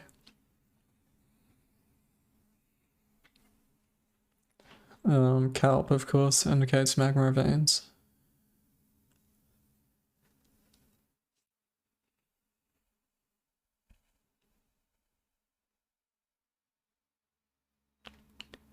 And then it's not a magma ravine, it's just a normal ravine. So the kelp was like pretty lucky. And then the fact that it's just a normal lava ravine instead of a magma ravine is crazy.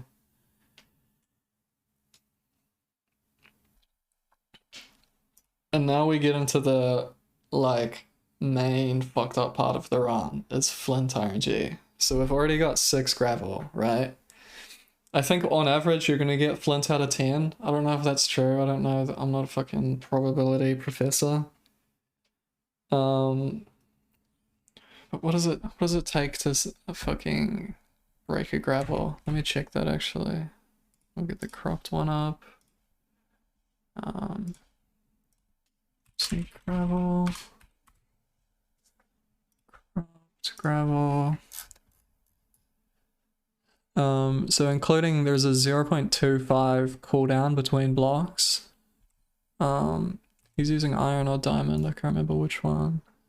But 0.5 or 0.4, isn't it? Yeah, it should take 4 seconds to get flint. If 10 is the average. I don't actually know if like that's the actual average. But I'm pretty sure it is. So it should take 4 seconds. Oh, this just isn't even cropped. Great. Thank you. But instead, it was like 1 in 40 or 1 in 50. Does anyone know the actual number?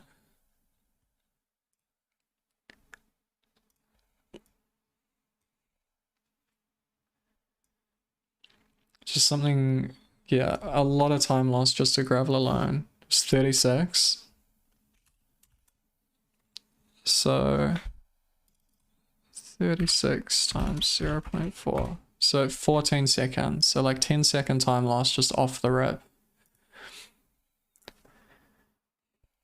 Over average.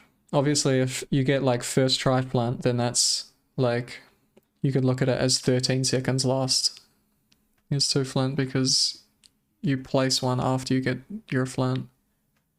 Just because you hold down right click, it places automatically. Housing, mid down. Pauses. So housing has like 4 main routes, I guess. Could you think of it as 4? I think so. So there's top down where, and he could force top down right now, but it'd be kind of awkward. I think he has a little bit of gold still. He has like gold axe that he could use. You could force top down and you're gonna have better chance of getting 20 obsidian, which is also the meta at the moment. We had a long meta of just always going for blinds, but with calculators, 20 obsidian is like just, you're gonna be able to have really fast end games way more often with 20. Like there are really fast runs that just blind and it's like just as fast or slightly slower than 20 obsidian. But 20 obsidian is really the meta at the moment, and most runners are like forcing extra chests to get 20 on their way in or on their way out of the bastion. Brain prefers blinding. He's not big on calculators and not big on 20 obsidian. So he tries to blind more often. So, and also it's, it's kind of annoying going up to top of housing from the middle. So he doesn't go for it, but there's definitely some players who would try and force top down here. Not only would you get like better chances of 20, but you'd get more pegs. So your trades are going to happen faster, which kind of like balances out the time loss that it'd take to climb up. Because you'd be finished with trades earlier. And then Manhunt is the classic. So you'd boat down and then it's lava sea, so you'd have to build a bridge, but he's only got leaves and leaves catch fire really quickly. I could probably bring this up on the wiki as well. What's it called again? I have to do a bit of a wiki dive to find what this is called. I think it's encouragement. Let me see if it's encouragement. Spread, flammable blocks, maybe it's in here. No, what is this shit called? Flammable blocks. I swear it used to be called encouragement. They've just changed the name of it, I think. By the looks of things, they've just changed the name of it. Burn odds. Ignite odds. It's kind of weird. But ignite odds is the thing here. So in Brentilda's world record, he got carpets. Because they have higher, apparently we're calling it ignite odds now, than planks. See, planks have ignite odds of 5. I don't know how this mechanic exactly works, but it's a lot more likely that carpets are going to catch fire. Where are leaves here? Leaves are really likely to catch fire. So you can kind of forget about building any bridge near lava. It's just going to catch and your pigs aren't going to walk on it. Or if they do walk on it, they're just going to die. And then there's mid down, which is kind of, it only started happening, like people either did manhunt or top down, but with Quay route, which is this kind of route where you get the extra gold block and you get some extra pigs, that are like stored at the back of the bastion. A lot of people do mid down, but it's kind of weird because it gets less pigs than manhunt or top down, and it doesn't have the chest benefit of manhunt or top down. But like in this situation, you can start the route like way faster. Not having to bridge here, not having to pillar up. Like mid down is like, you're able to start the route faster, just with less pigs and less chests. So it's like really hoping on good RNG. You need to be pretty lucky for it to work out well.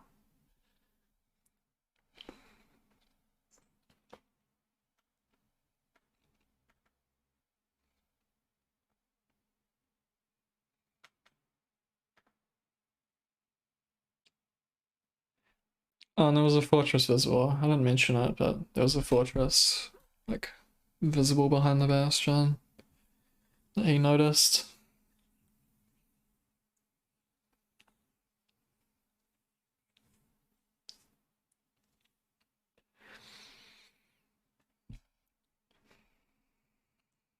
Rain has a kind of distinctive housing style where he's one of the players.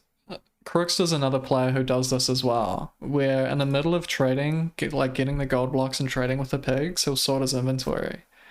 I don't really agree with this kind of thing because, like, as you'll see, as soon as he starts to pick up piglin items as well, you're sorting your inventory there as well.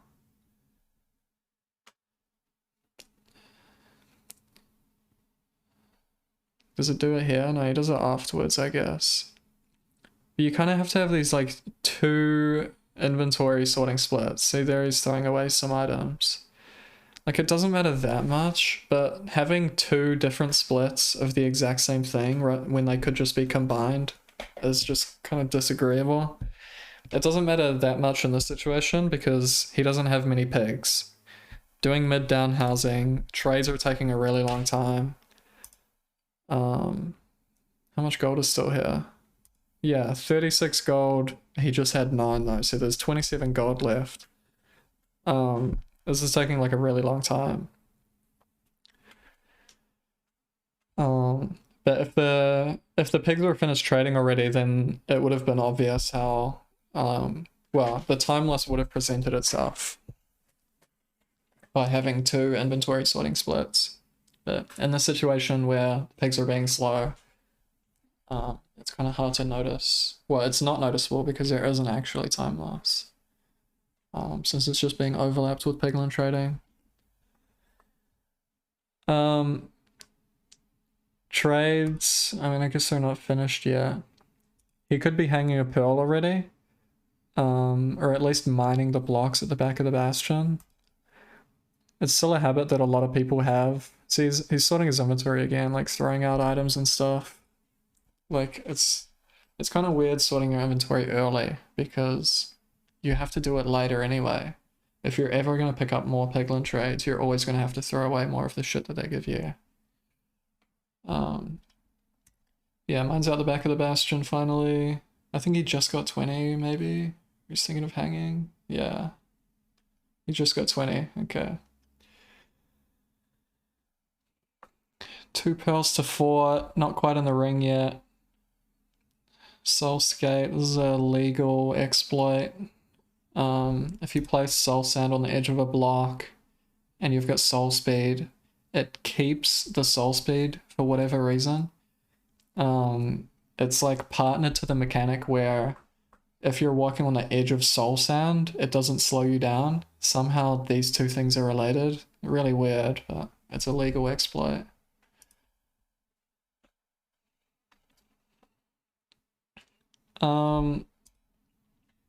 So dynamic RD is a strat that's been adopted by a lot of runners recently.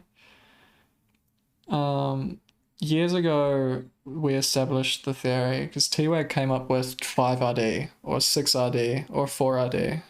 We weren't sure which one was the best at the time. Render distance is RD, by the way. He was playing 115 and dropped render just to like unload a ghast or something. And then a bunch of fucking blazes spawned, like so many. I think the video is still up somewhere. Maybe I'll find it. And it was the craziest thing at the time. Like we just had no idea what happened. Like it you know, we understood pretty quickly, but it was a crazy thing at the time. And then we figured out, you know, it works best in Soul Sand and Warped because there's less of other mobs spawning. So like fortresses will try and spawn as many mobs as they can rather than spawning mobs in different biomes and stuff. And then 5RD kind of became the meta. And some of us were doing things like I think FSG runs exist and stuff where we'd start at like 5 render and then go down to 2 at the spawner.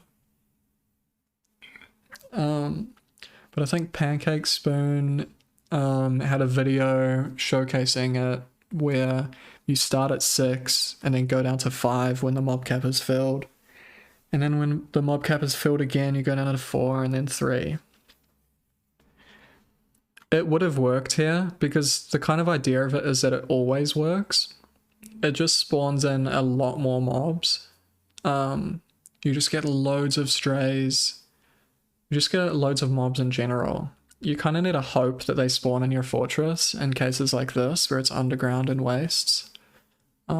Wastes have just normal spawning behavior compared to Soul Sand and Warped. But he definitely could have gotten like even just a couple blazes, and that kind of thing matters. Like on a spawner, like, you know, getting 2 blazes would be great, even though it's just a couple.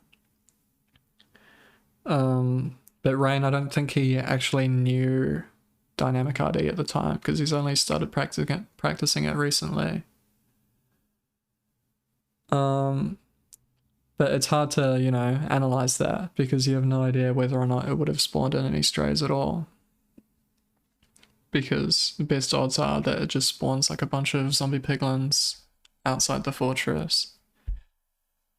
But the benefit of not doing dynamic RD at all is that you have much higher visibility, like running around the forts trying to find spawners.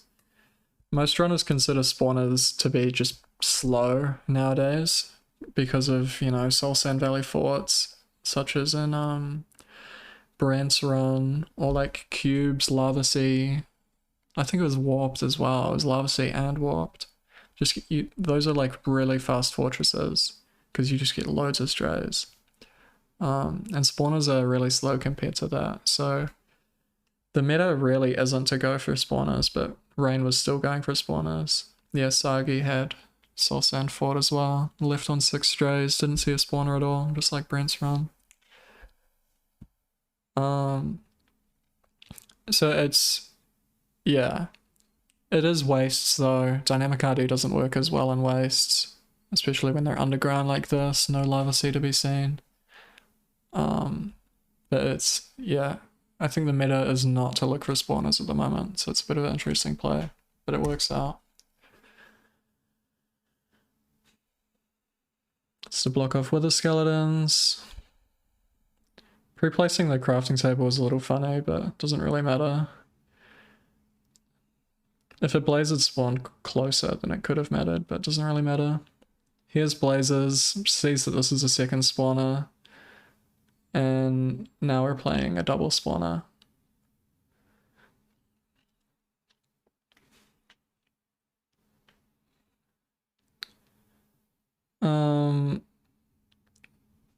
If he opens his inventory, I need to pause on the inventory. So, what have we got? So that's 3 beds, 1 anchor. So you can't blaze bed here even if you wanted to. It's technically always correct to blaze bed, like even if you've got a double spawner, but no one really does it. But you can't really do it here.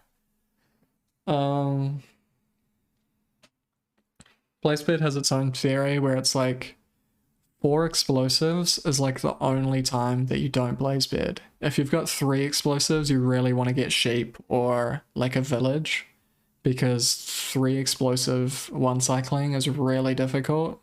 Like, people can do it, but no one wants to do it. Like, it's just not really something that you can consistently do. It's crazy whenever someone pulls it off because it's super unlikely.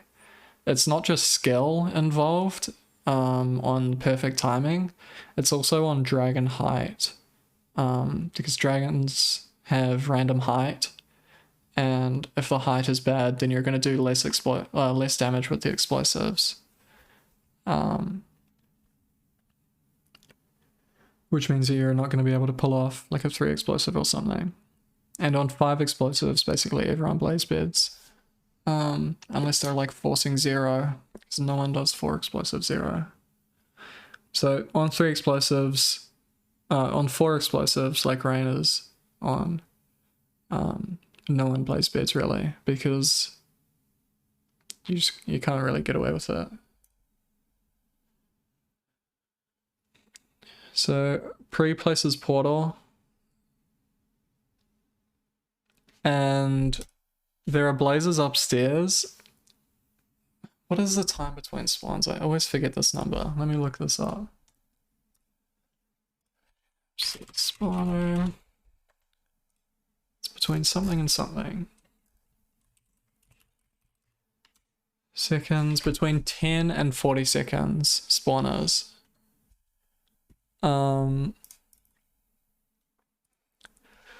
So those blazes spawned like 5 seconds ago or something. So in best case scenario, which is what you want, right? You want to have the best case scenario run. You want to have the best RNG. It's possible that if he gets up there and hasn't cleared the blazes, that he could waste some spawns. Blazes will fail to spawn if there's either a block or an entity in the place that they spawn. Like, spawners just choose 4 random areas in the like 9x9x5 or something of the spawner, or 9x5x9. They just choose 4 random spaces. It doesn't check for anything. It just chooses 4 random coordinates on X and Z. And then like 4 different Y levels or something, maybe 5. And just tries to spawn things there. If there's something in the way, it'll just cancel that spawn of that one blaze. So you really, that's the point of blaze bedding, is to get as many blocks out of the way so that every spawn can happen. And you want to clear not only yourself, because you count to like blocking spawns, but also other blazes and like skeletons and stuff. You want to clear them all out. Zombie piglins, everything. Because you could easily lose blazes. One entity can like potentially block multiple blazes as well. I don't know if they overlap also. I don't know if it can choose the same spot for 2 different blazes. I feel like it probably could, but it'd be like super unlikely. But so in best case scenario, and then unlucky like blaze placement, he could lose blazes on the next cycle, since he's choosing to build the portal first and also go through the portal first.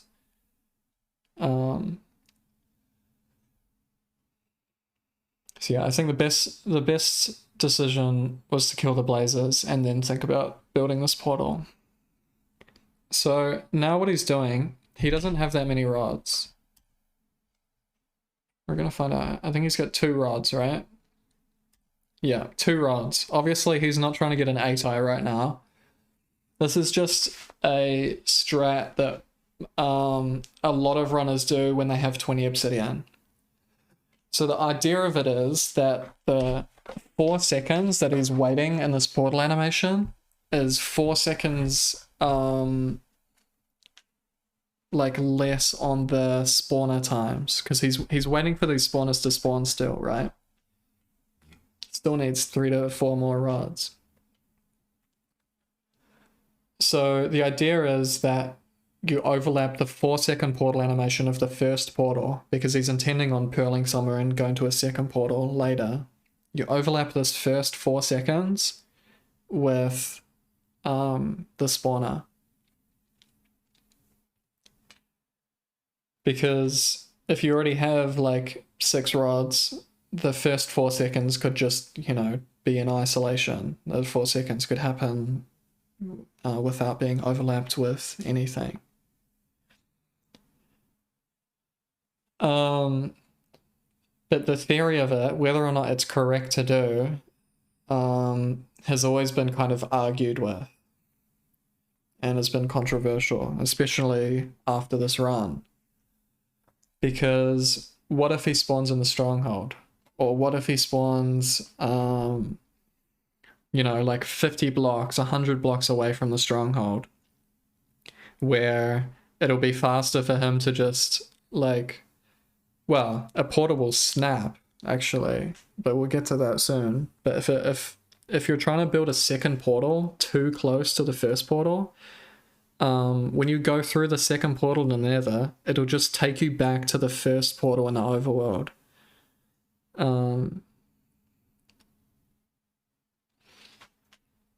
So in best case scenarios, where the stronghold is super close, or you literally spawn inside the stronghold, which is super unlikely, obviously, but still possible, this 4 seconds, well, the 4 seconds on the overworld side just gets wasted. Of going from the overworld back to the Nether, because you have to return to the Nether at some point to get rods again. So you're kind of wasting an extra 4 seconds, which isn't a lot, but it is 4 seconds of like a raw time loss.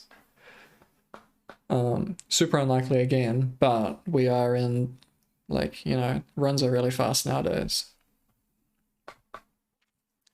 And that's the kind of RNG that we want to hit.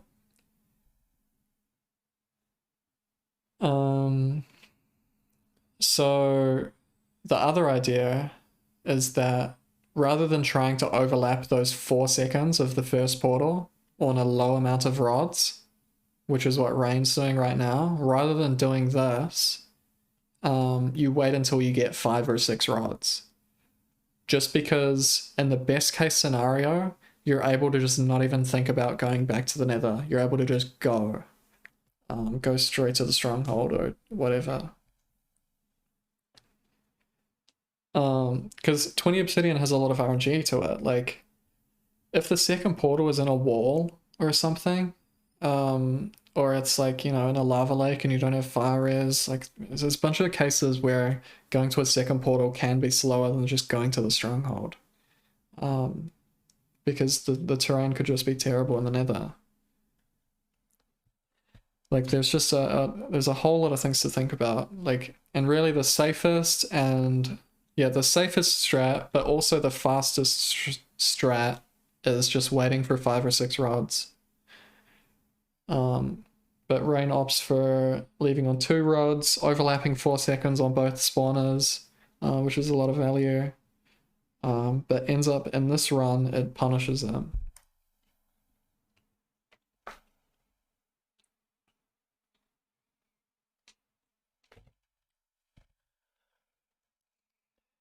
So can't measure that eye.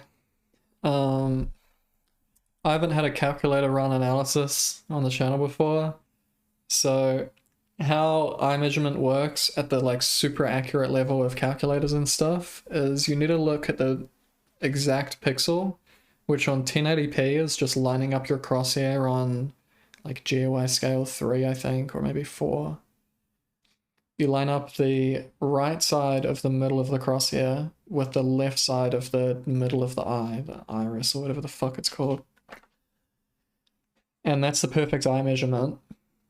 And then on 1080p, there's like 3 pixel widths that the middle of the eye can be. It can either be one, the 3 middle pixels of the eye.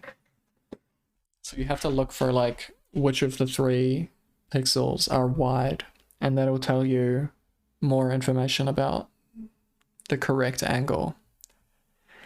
Super complicated stuff, doesn't really matter. Basically, it needs to look at the perfect pixel of the eye, and then it'll give you the best odds of like the calculator knowing exactly where the stronghold is. Because it's not guaranteed when you throw 2 eyes that the calculator knows where it is. So you need to measure it properly. Which is why he couldn't look at that first eye, because it was obscured by the leaves. First eye thrown, second eye thrown.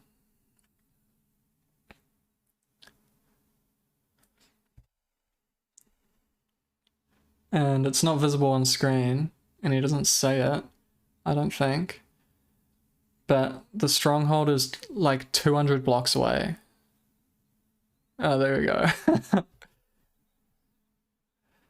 And that's the question, is can you build a second portal when the overworld second portal is going to be 200 blocks away? So obviously the way nether portals work is that 8 blocks in the overworld is 1 block in the nether, which is why it's so fast to do 20 obsidian runs. Because you're able to just travel super quickly. 8 times faster in some cases.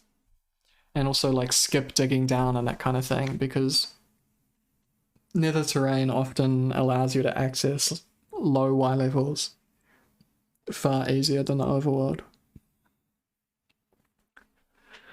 So it's not been like published theory anywhere, at least like super publicly, of like how that mechanic works. Like when does a portal snap? Because if you build a portal just like 2 blocks away from the portal that he's standing in right now, when he goes through, it's not going to make a new portal in the overworld. It's just going to snap to the one that he just came out of. Or that he just created. So like, how far away do you have to go until the second portal is made? I was talking to Extra Solver, who answers a lot of my questions and has came up with a lot of, well, he just reads the code a lot. He's also done seed finding. He found the vine seed, I'm pretty sure, the set seed that got sub 150. So yeah, he's been in the community for like a year or something, I'd say, maybe longer than that. So the way that it works is that when you go through a portal in the nether, it converts its coordinates to overworld coordinates, right? And it checks the overworld, and it looks in the chunk. How do I explain this? So the coordinates will relate to a chunk, and it looks in a 19 by 19 chunk square for a portal in the overworld. So basically you need to travel, not including the chunk that you started at, but you need to travel 9 or 10 chunks.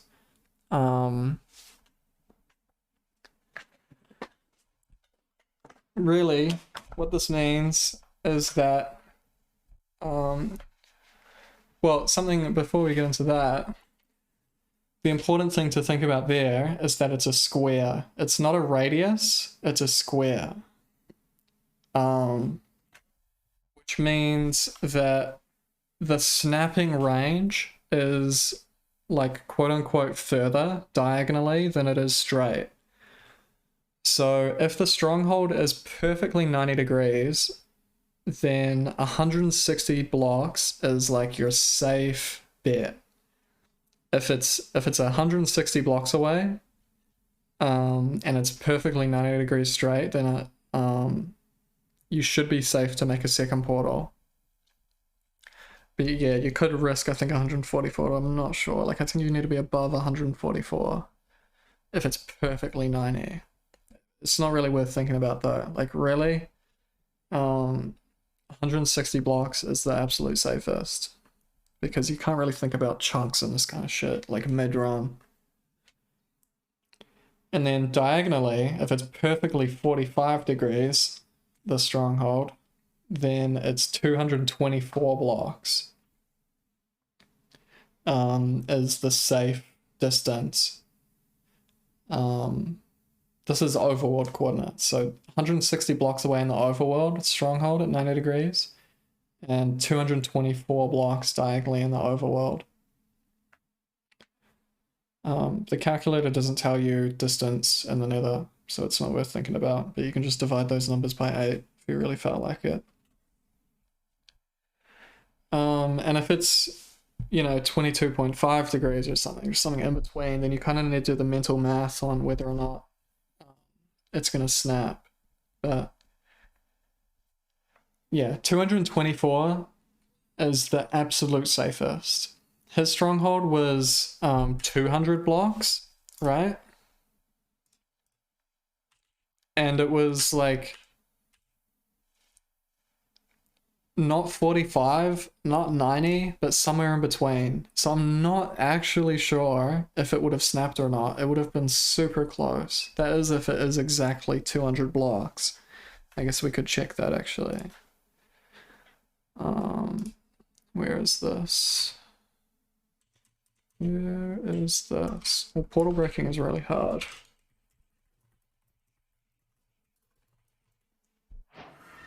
Yeah. Housing, fortress, spawners, built in like here or something. This looks about the same. 211. Do I have the calculator open? I'll just let it do the math for me, because I'm a Minecraft speedrunner. 4-tick window? I'd be surprised if there was a 4-tick window.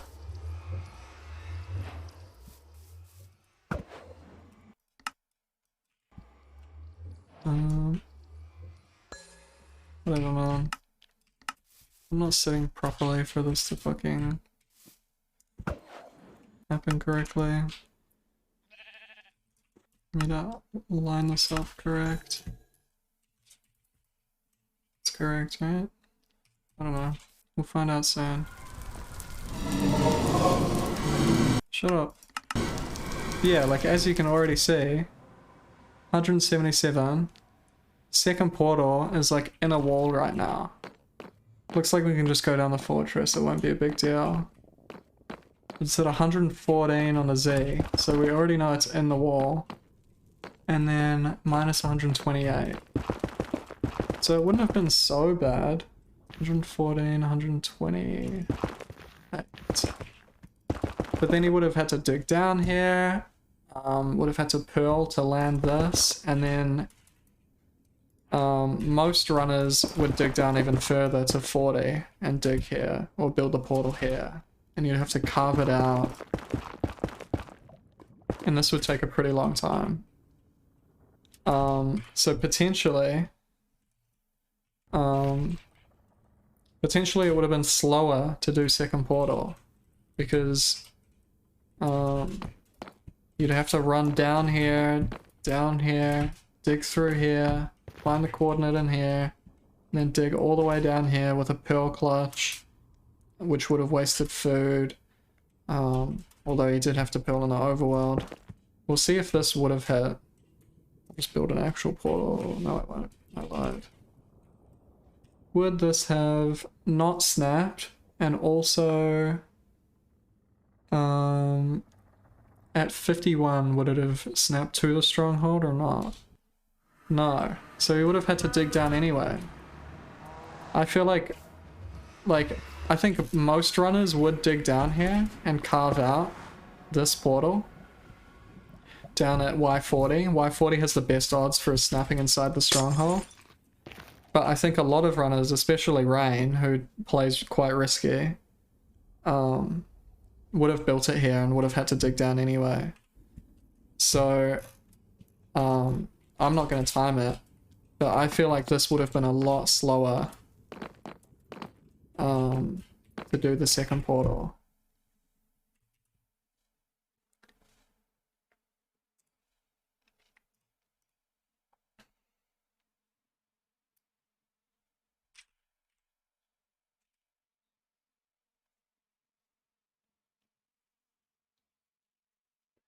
Yeah, so he knows that it's like a 4-second time loss there if he's not going to make a second portal.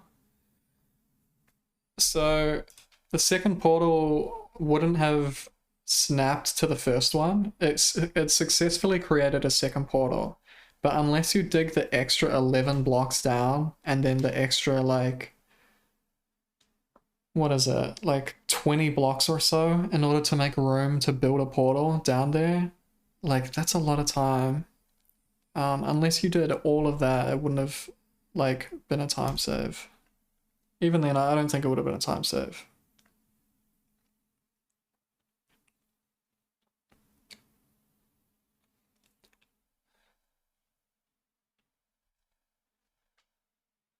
Pretty bad rates. It is what it is. 6 rods. He's crafted 2 of the rods already. And now Pearl Travel. He's crafting between Pearl Throws, which is time loss that you, or time save, I mean, that you wouldn't have been afforded if you were doing Nether second portal.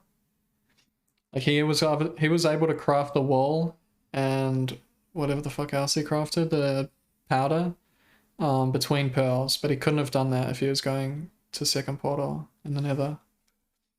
So, and like we saw, he would have been digging down right now. Well, he would have been digging down if he built the portal at the surface of that Nether under the fort. So yeah, I think it was time loss to leave on 2 rods, but it was time save. I'd say with some confidence that it was time save to just travel the overworld rather than the Nether, all things considered. So strongholds, we haven't had a preemptive world record yet, but there's a stronghold strat called preemptive by Adlama. Adlama worked on the strat for like over a year, I think. He was always telling me in my chat about like his developments and stuff. He made a bunch of like unlisted videos and things. And eventually he got it working perfectly, and now basically everyone does it. And really, you just go down to 30 FOV. I mean, I think he does it, right? Yeah, he does do it. And it gives you a really good guess. Doesn't tell you guaranteed where it is, but it gives you a really good guess on where the portal room is. But sometimes, like in this situation, he talked about it when he was rewatching his run. You still just want to do traditional nav. Like sometimes you'll just see the portal room, right? Ocean exposed or something, you'll just see it. Or in this ravine here, you can just see it, potentially. But it ends up being time loss in this run because you can't just see it. It's only a time loss of like a few seconds or something. He's looking back and forth through this ravine. But now he starts looking for the portal room.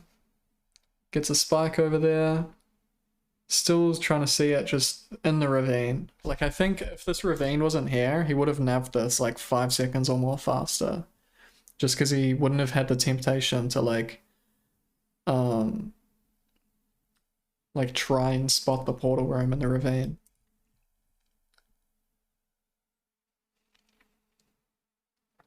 If he just saw the portal room, then it would have been faster, but in this case, preemptive ended up being time loss. Well, not time loss. Preemptive would have been time loss if it was visible. In this case, trying to high roll not needing preemptive was time loss. That's what I was trying to say. Found the portal room pretty quickly. I think without preemptive, you don't find this portal room. This stronghold is so ugly. Like, this is like, I feel like you'd never find this portal room without preemptive. This is not like following traditional nav laws at all. Super weird. So preemptive saved this run for sure, and it was really fast. Only has 4 explosives, so he can't go for 0, but I think he was just checking for it here. But yeah, he's got 9 wall and 4 glowstone. Something kind of funny is that he's 21 wood planks, and he's only going to use, what, 9 of them? So there's like a few logs there that he wouldn't have had to get. Not major time loss, but it's kind of funny to think about.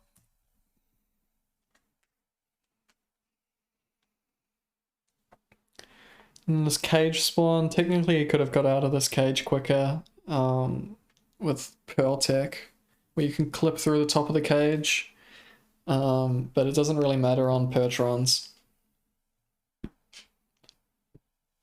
Because often you'll be able to get to the middle just in time for it to perch.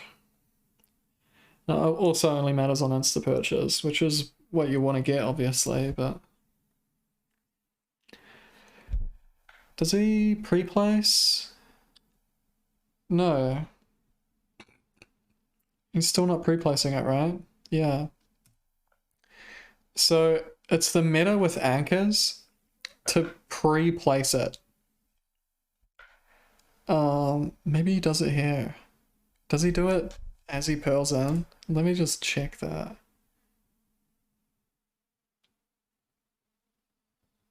He does place it, yeah. So, if he hadn't done that, then you often do a lot less damage with the anchor. The anchor doesn't get broken by the dragon, so you're able to do way more damage with it because you're able to get it like inside the head hitbox. Like the maximum damage you can do with an anchor versus a bed is like 4 or 5 more. Doesn't matter that much, but it can matter. But yeah, we've got a 3 bed, 1 anchor, 1 cycle. Does he actually have a sword? Or like, could he have crafted one? Yeah, he could have crafted a sword, but it's kind of tight. No, he could have crafted it when he was crafting the other beds and shit. Swords kill the dragon quickly, just because swords have higher DPS than axe. But it only saves like a second or something. I'm not sure how much it actually saves. On just killing the dragon with a sword. But in this one cycle, he ends up needing to melee the dragon. And a sword would have killed the dragon slightly faster. Good first bid, kind of. Can you really say this is a good first bid? It's like a 1/5 of its health or something. Dragon has 200 health. Most damage you can like kind of do with a bed is like 67. Often you'll hit like 59 or something. A really good one cycler like Rain is able to hit like 59s just really easily. But again, like I said earlier, dragon height is RNG. You're only able to do that kind of damage on good height. I don't use his FOV to 1 cycle, so I don't have the best idea on how high the dragon is, because it looks different depending on the FOV that you're using, obviously. But this height looks kind of good to me. Again, I'm using a different FOV. But this looks like pretty good height. Maybe it's a little low. Maybe that's the issue. But it's a little surprising that the bed only did a fifth of its health. Decently late. Okay, yeah. I don't use this FOV. Like, one cycling looks crazy on like 70 FOV. Quake Pro, it all looks like so much different. I've always used 100. And now, to me at least, it looks like this dragon's super low. Yeah, it's definitely super low dragon. When it's super low, sometimes the bed does less damage or it can even break. But that's got us a halfway with 2 explosives left. I think like generally you want to be done with more than half of its health. Yeah, boy, I know. In order to like 4 explosive. Just because of the way, like, I think explosives do more damage on like if the dragon's head is on one side than the other. I think Silver, you might be able to confirm that. There's something at least to that effect. And at least when I one cycle in the practice map, I see that often it's like a higher damage and then a lower damage, higher damage, lower damage. And often you want to have like the first bed do like a lot of damage, but it's not looking good. It's not looking good already. But with the last explosive being an anchor, you could probably hope that the dragon would die because, like I said before, you're able to get the anchor inside the dragon hitbox and deal more damage. Then here's the tragedy. This is the second major time loss. Like the 4 seconds of portal animation adds up to cost world record on its own. Gravel costing like minimum 10 seconds. Also cost world record, but this cost world record as well.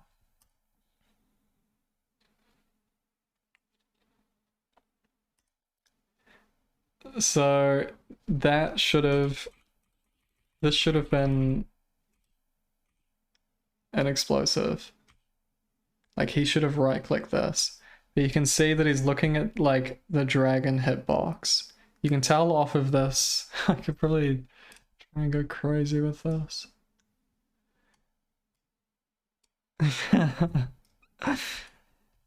Where he's looking, and if you look at the line of the hitbox here where it connects with the anchor, he's definitely looking at the dragon's hitbox. Not the anchor. So he wasn't able to explode it. He's definitely just looking at the hitbox. You can't like right click explosives through entities. You have to be looking at the block directly. And also like the block isn't outlined. That's the more obvious like more obvious sign. How am I gonna do this?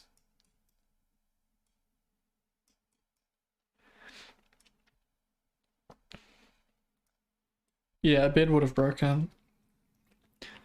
Off of the first bed, like I said, it really looks like it's a low dragon. And then how low it is came up, well, how low it is became what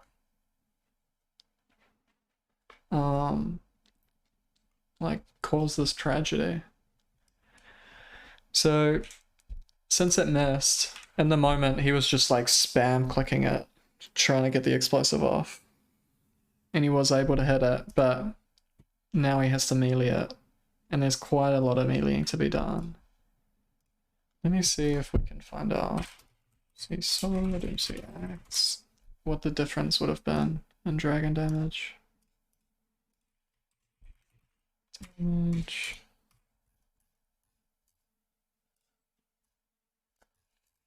Java edition.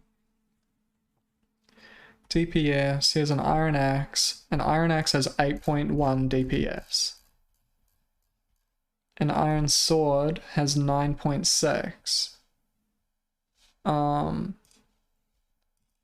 It's definitely hard to say. But what would you like estimate this to be? I don't know, maybe that's like a tenth of its health or something. So it's got like 20 health. So you could kill it, and then you have to factor in the healing as well. It's kind of impossible to like think about how quickly you could have killed it with a sword versus an axe. But maybe you could have saved like a second or something. Or maybe just under a second with a sword. So it doesn't, I don't think it ends up mattering in this situation. It's only like a second maybe that a sword would have saved on the one cycle. If he had crafted one.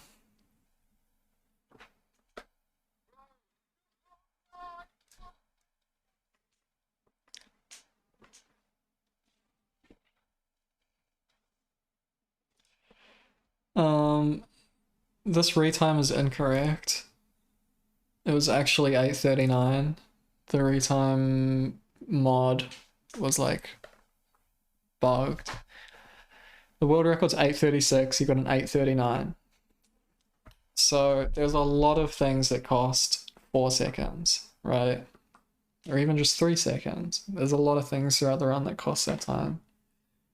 It started with, well, you could say that it started with the logs. It's kind of crazy to think that anyone would get less logs, though. It is really meta to get that amount of like logs that he got. So you can't really consider that to be what cost it. And even then, I think it would have only saved like a second or two because he had a gold axe. If he got like, less logs. But then the main thing, right? He got 6 gravel off of the island. None of it dropped flint, obviously. And then he had to grind another 30 in the portal. Which, if he went 1 in 10, then the difference of going 1 in 10 and 1 in 36 is about 10 seconds. So he could have had an 8:29 just off of better flint rates. But then, yeah, there was the first portal. So he didn't end up using the second portal. So really all he did is he went to the overworld for a little bit to measure eyes and then had to go back to the portal. There is a flat 4 seconds of time loss of just the portal animation, but really if we think about it, if he had 6 rods already after throwing the second eye,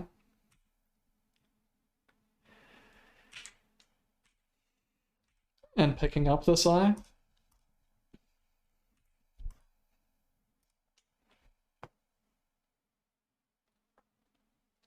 if he already had 6 rods, he wouldn't be going back to this portal. He'd be throwing his first pearl to the stronghold if he had 6 rods right now. So we're at 5:33. So there's minimum 6 seconds of time loss. At the absolute minimum, there was 6 seconds of time loss. So that could have been 8:33 then at that point.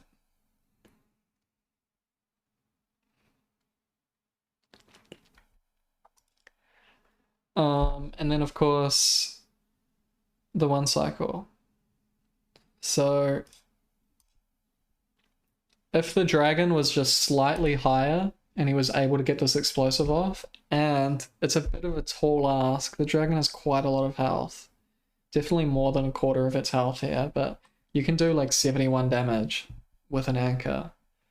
And I think it would do 71 damage if it was just slightly higher. If he had killed it, it would have been 8:32. There's a 10-second death animation.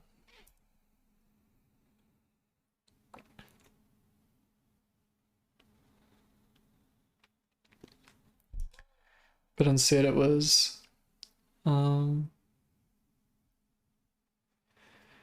is it? 8:39.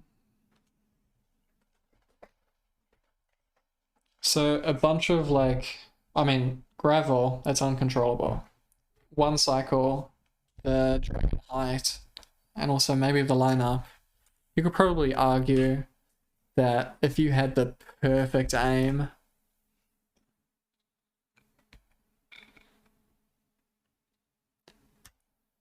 you could maybe... Am I going the right way? You could maybe look at this.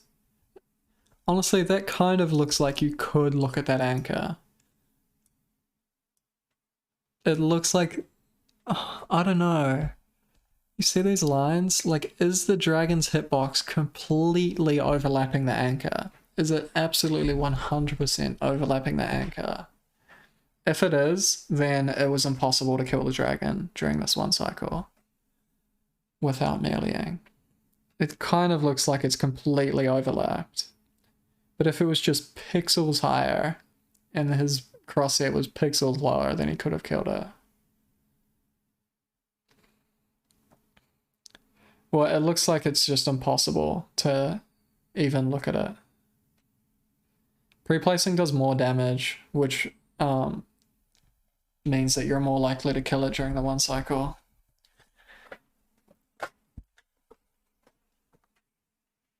But yeah, like, he would have probably done more damage in this very, very specific case. He probably would have been able to do more damage.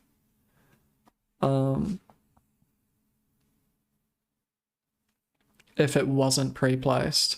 But this is a super specific situation. Like, this hasn't really happened before. At least it hasn't been observed in this, like, extreme detail.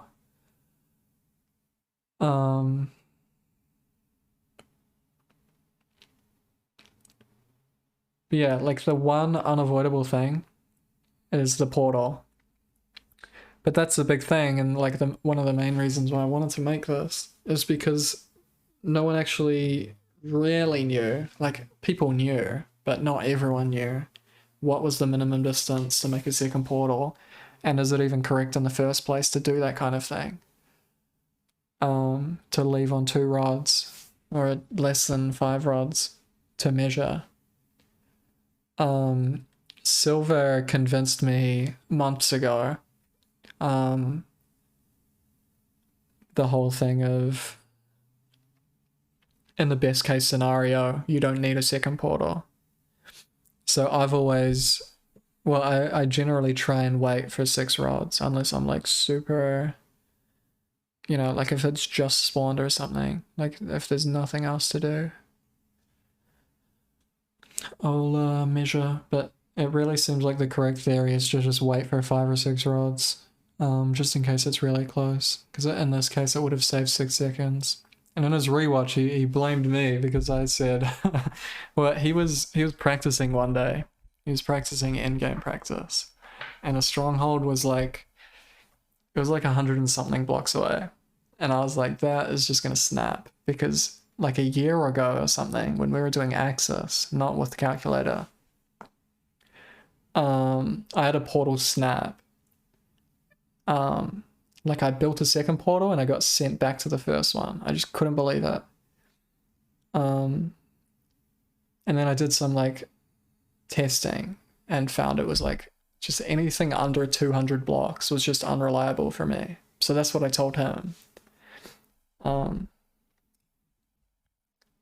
yeah, 160 blocks straight, 224 blocks diagonal is the safest. And the essential mechanic is that it converts your portal coordinates, your nether portal coordinates in the nether, to overworld coordinates, relates that to a chunk in the overworld, and then checks a 19 by 19 square of chunks around those coordinates in the overworld, or that chunk coordinates in the overworld, for a portal. And if there's no portal in that 19 by 19, then it creates a new one.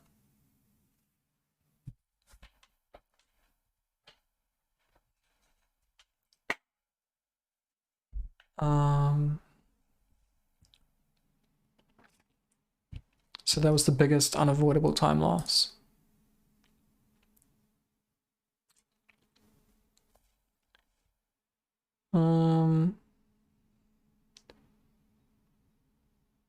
But yeah, all of the decisions nowadays, like, this is a rare case where there's a lot of decisions made in Iran or a lot of things happening in Iran. Like, runs nowadays are super cleaned out.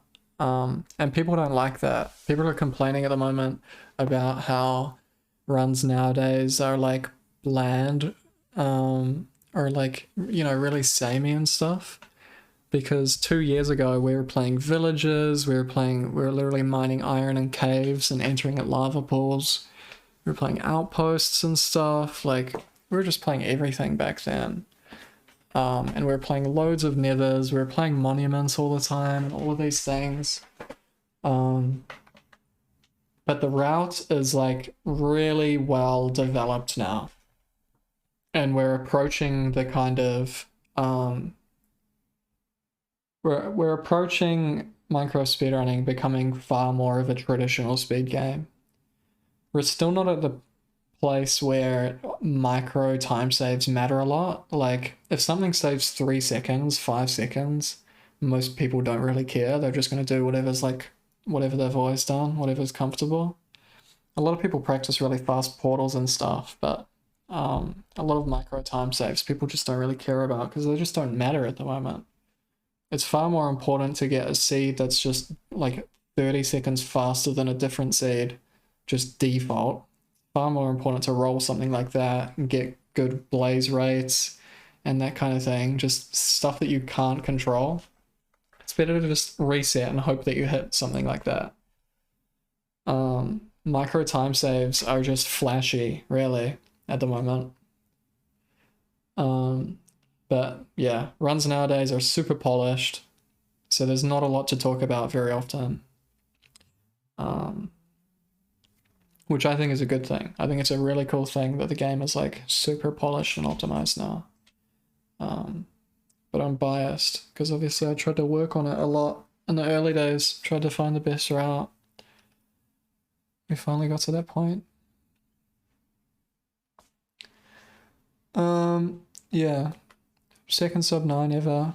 There's like 17 sub 10s or some shit at the moment, not including double ups. Cube has 5 sub 10s, Crooks has 4. Not sure if anyone else has 2. People are pretty good at the game now.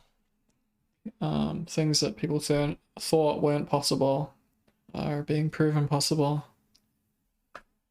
Time and time again. People get proven wrong.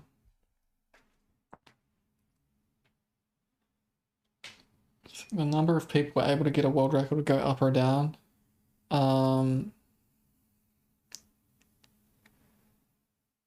It's mainly about discipline. Like,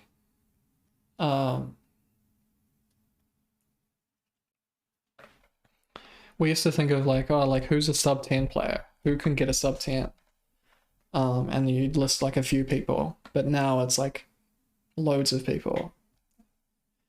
And that's just because every time there's a faster run, there's a faster world record or whatever, or like a faster goal time, you just reset for stricter things.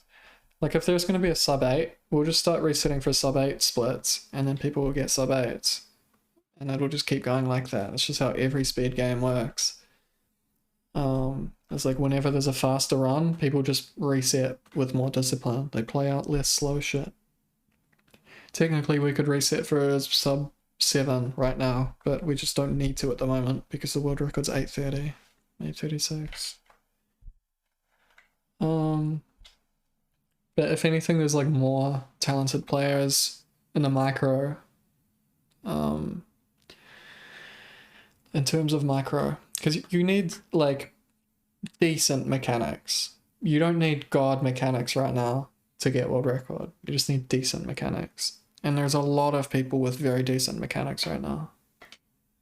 And I don't see those kind of mechanics going out of fashion. Like, it's really just better to get a faster seed, and it'll just always kind of be like that. And if you can't get a faster seed anymore, then just get faster in-seed rates or looting, this kind of shit. And eventually we could get to the point where you have to play monuments, because monuments, I believe, are theoretically faster. or like classic Rune Portal kind of nonsense. Kadima runs. Yeah, I don't see any like time killing the category. I don't think that's like really a thing. People could give up, but there's never going to be an unbeatable time in Minecraft speedrunning. Just like every game.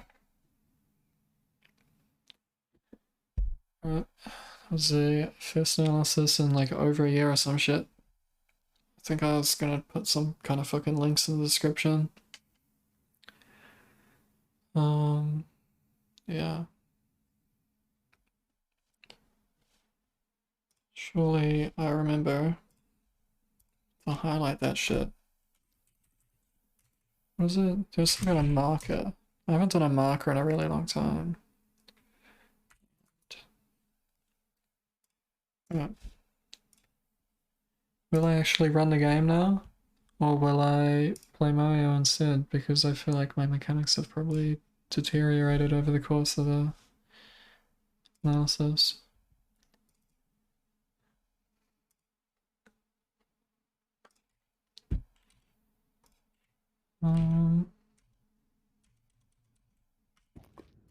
Yeah, slash markers are funny.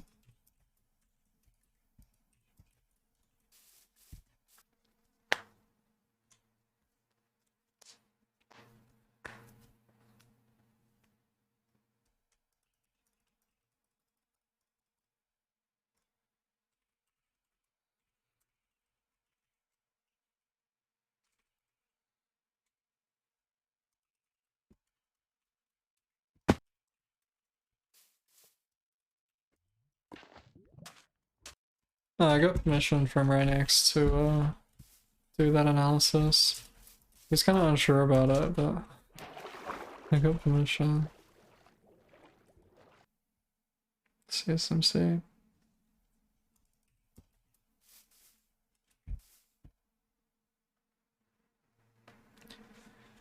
Mario's kind of stressful on stream. I think I'll practice it more offline before I stream it again.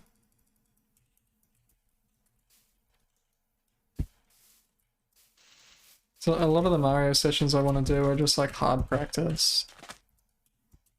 That is the least entertaining stream content.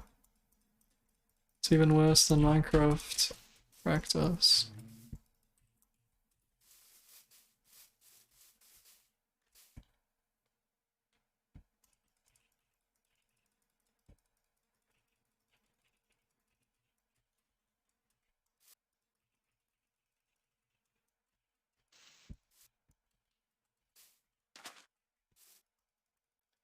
Yeah, you just have to really give a shit about it. Like, you have to be a runner yourself to be really interested in practice of any game. Otherwise, you're just kind of watching the same thing happen over and over. If you're not a runner.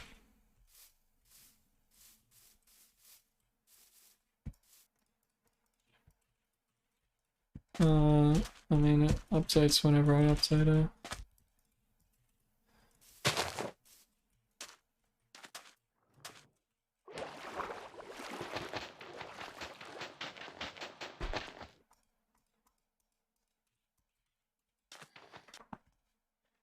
Yeah. No, I like Liam, 120 star runner, and Mario. There's like an hour of practice at the start of most streams.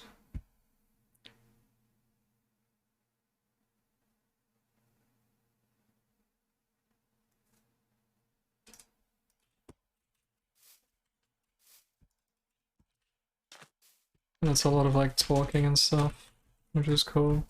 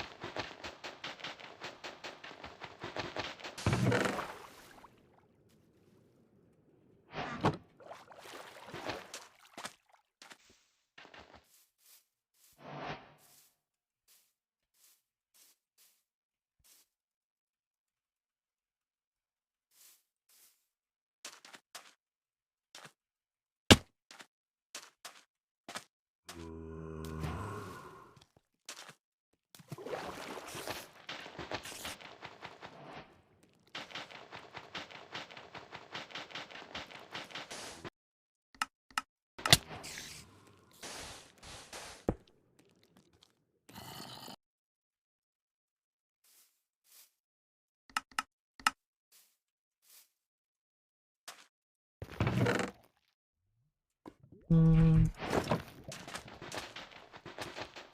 Dolphin would be cool. That's a dolphin. Surely it doesn't despawn. No, it's only one, but... Oh, despawn.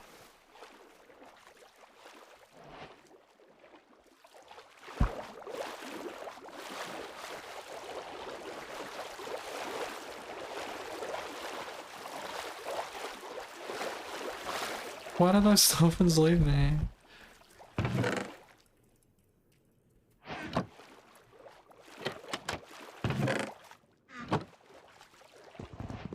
Suppose I didn't need to look at the food chest at all.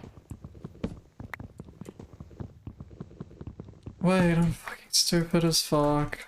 That sucks.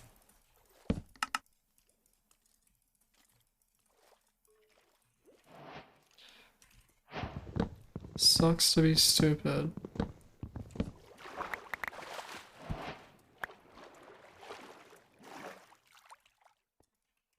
Oh, no, I don't need the doors. This is why I want to play Mario.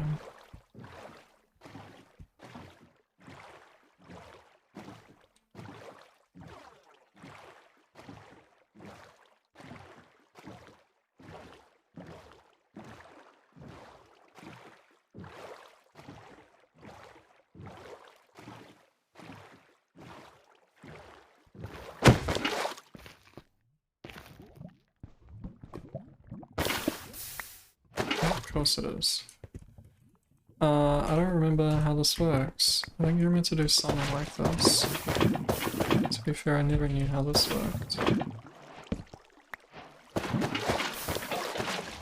You're meant to do something like that, but apparently you're not. I don't know. I'll learn this portal properly one day.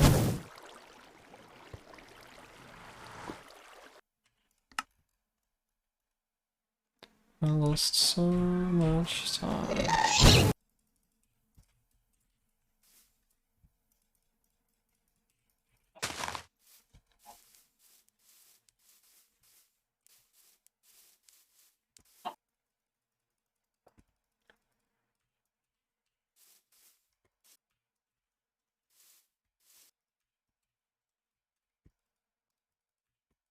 It's probably enough content anyway. I might just upload that analysis, make a thumbnail, and then practice Mario offline. Rather than try and get my mechanics back. I have the most fragile mechanics.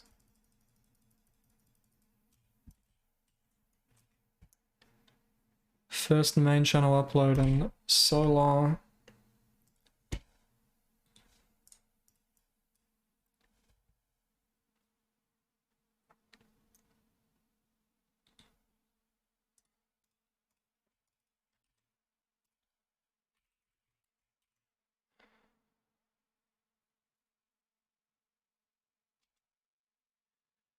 Nope, I'm running away. Should I go there or should I? Oh, maybe I'll read this. So $5 there, it's a charity. I'll see you guys later. Yeah, I'm gonna upload that video. Appreciate you being here.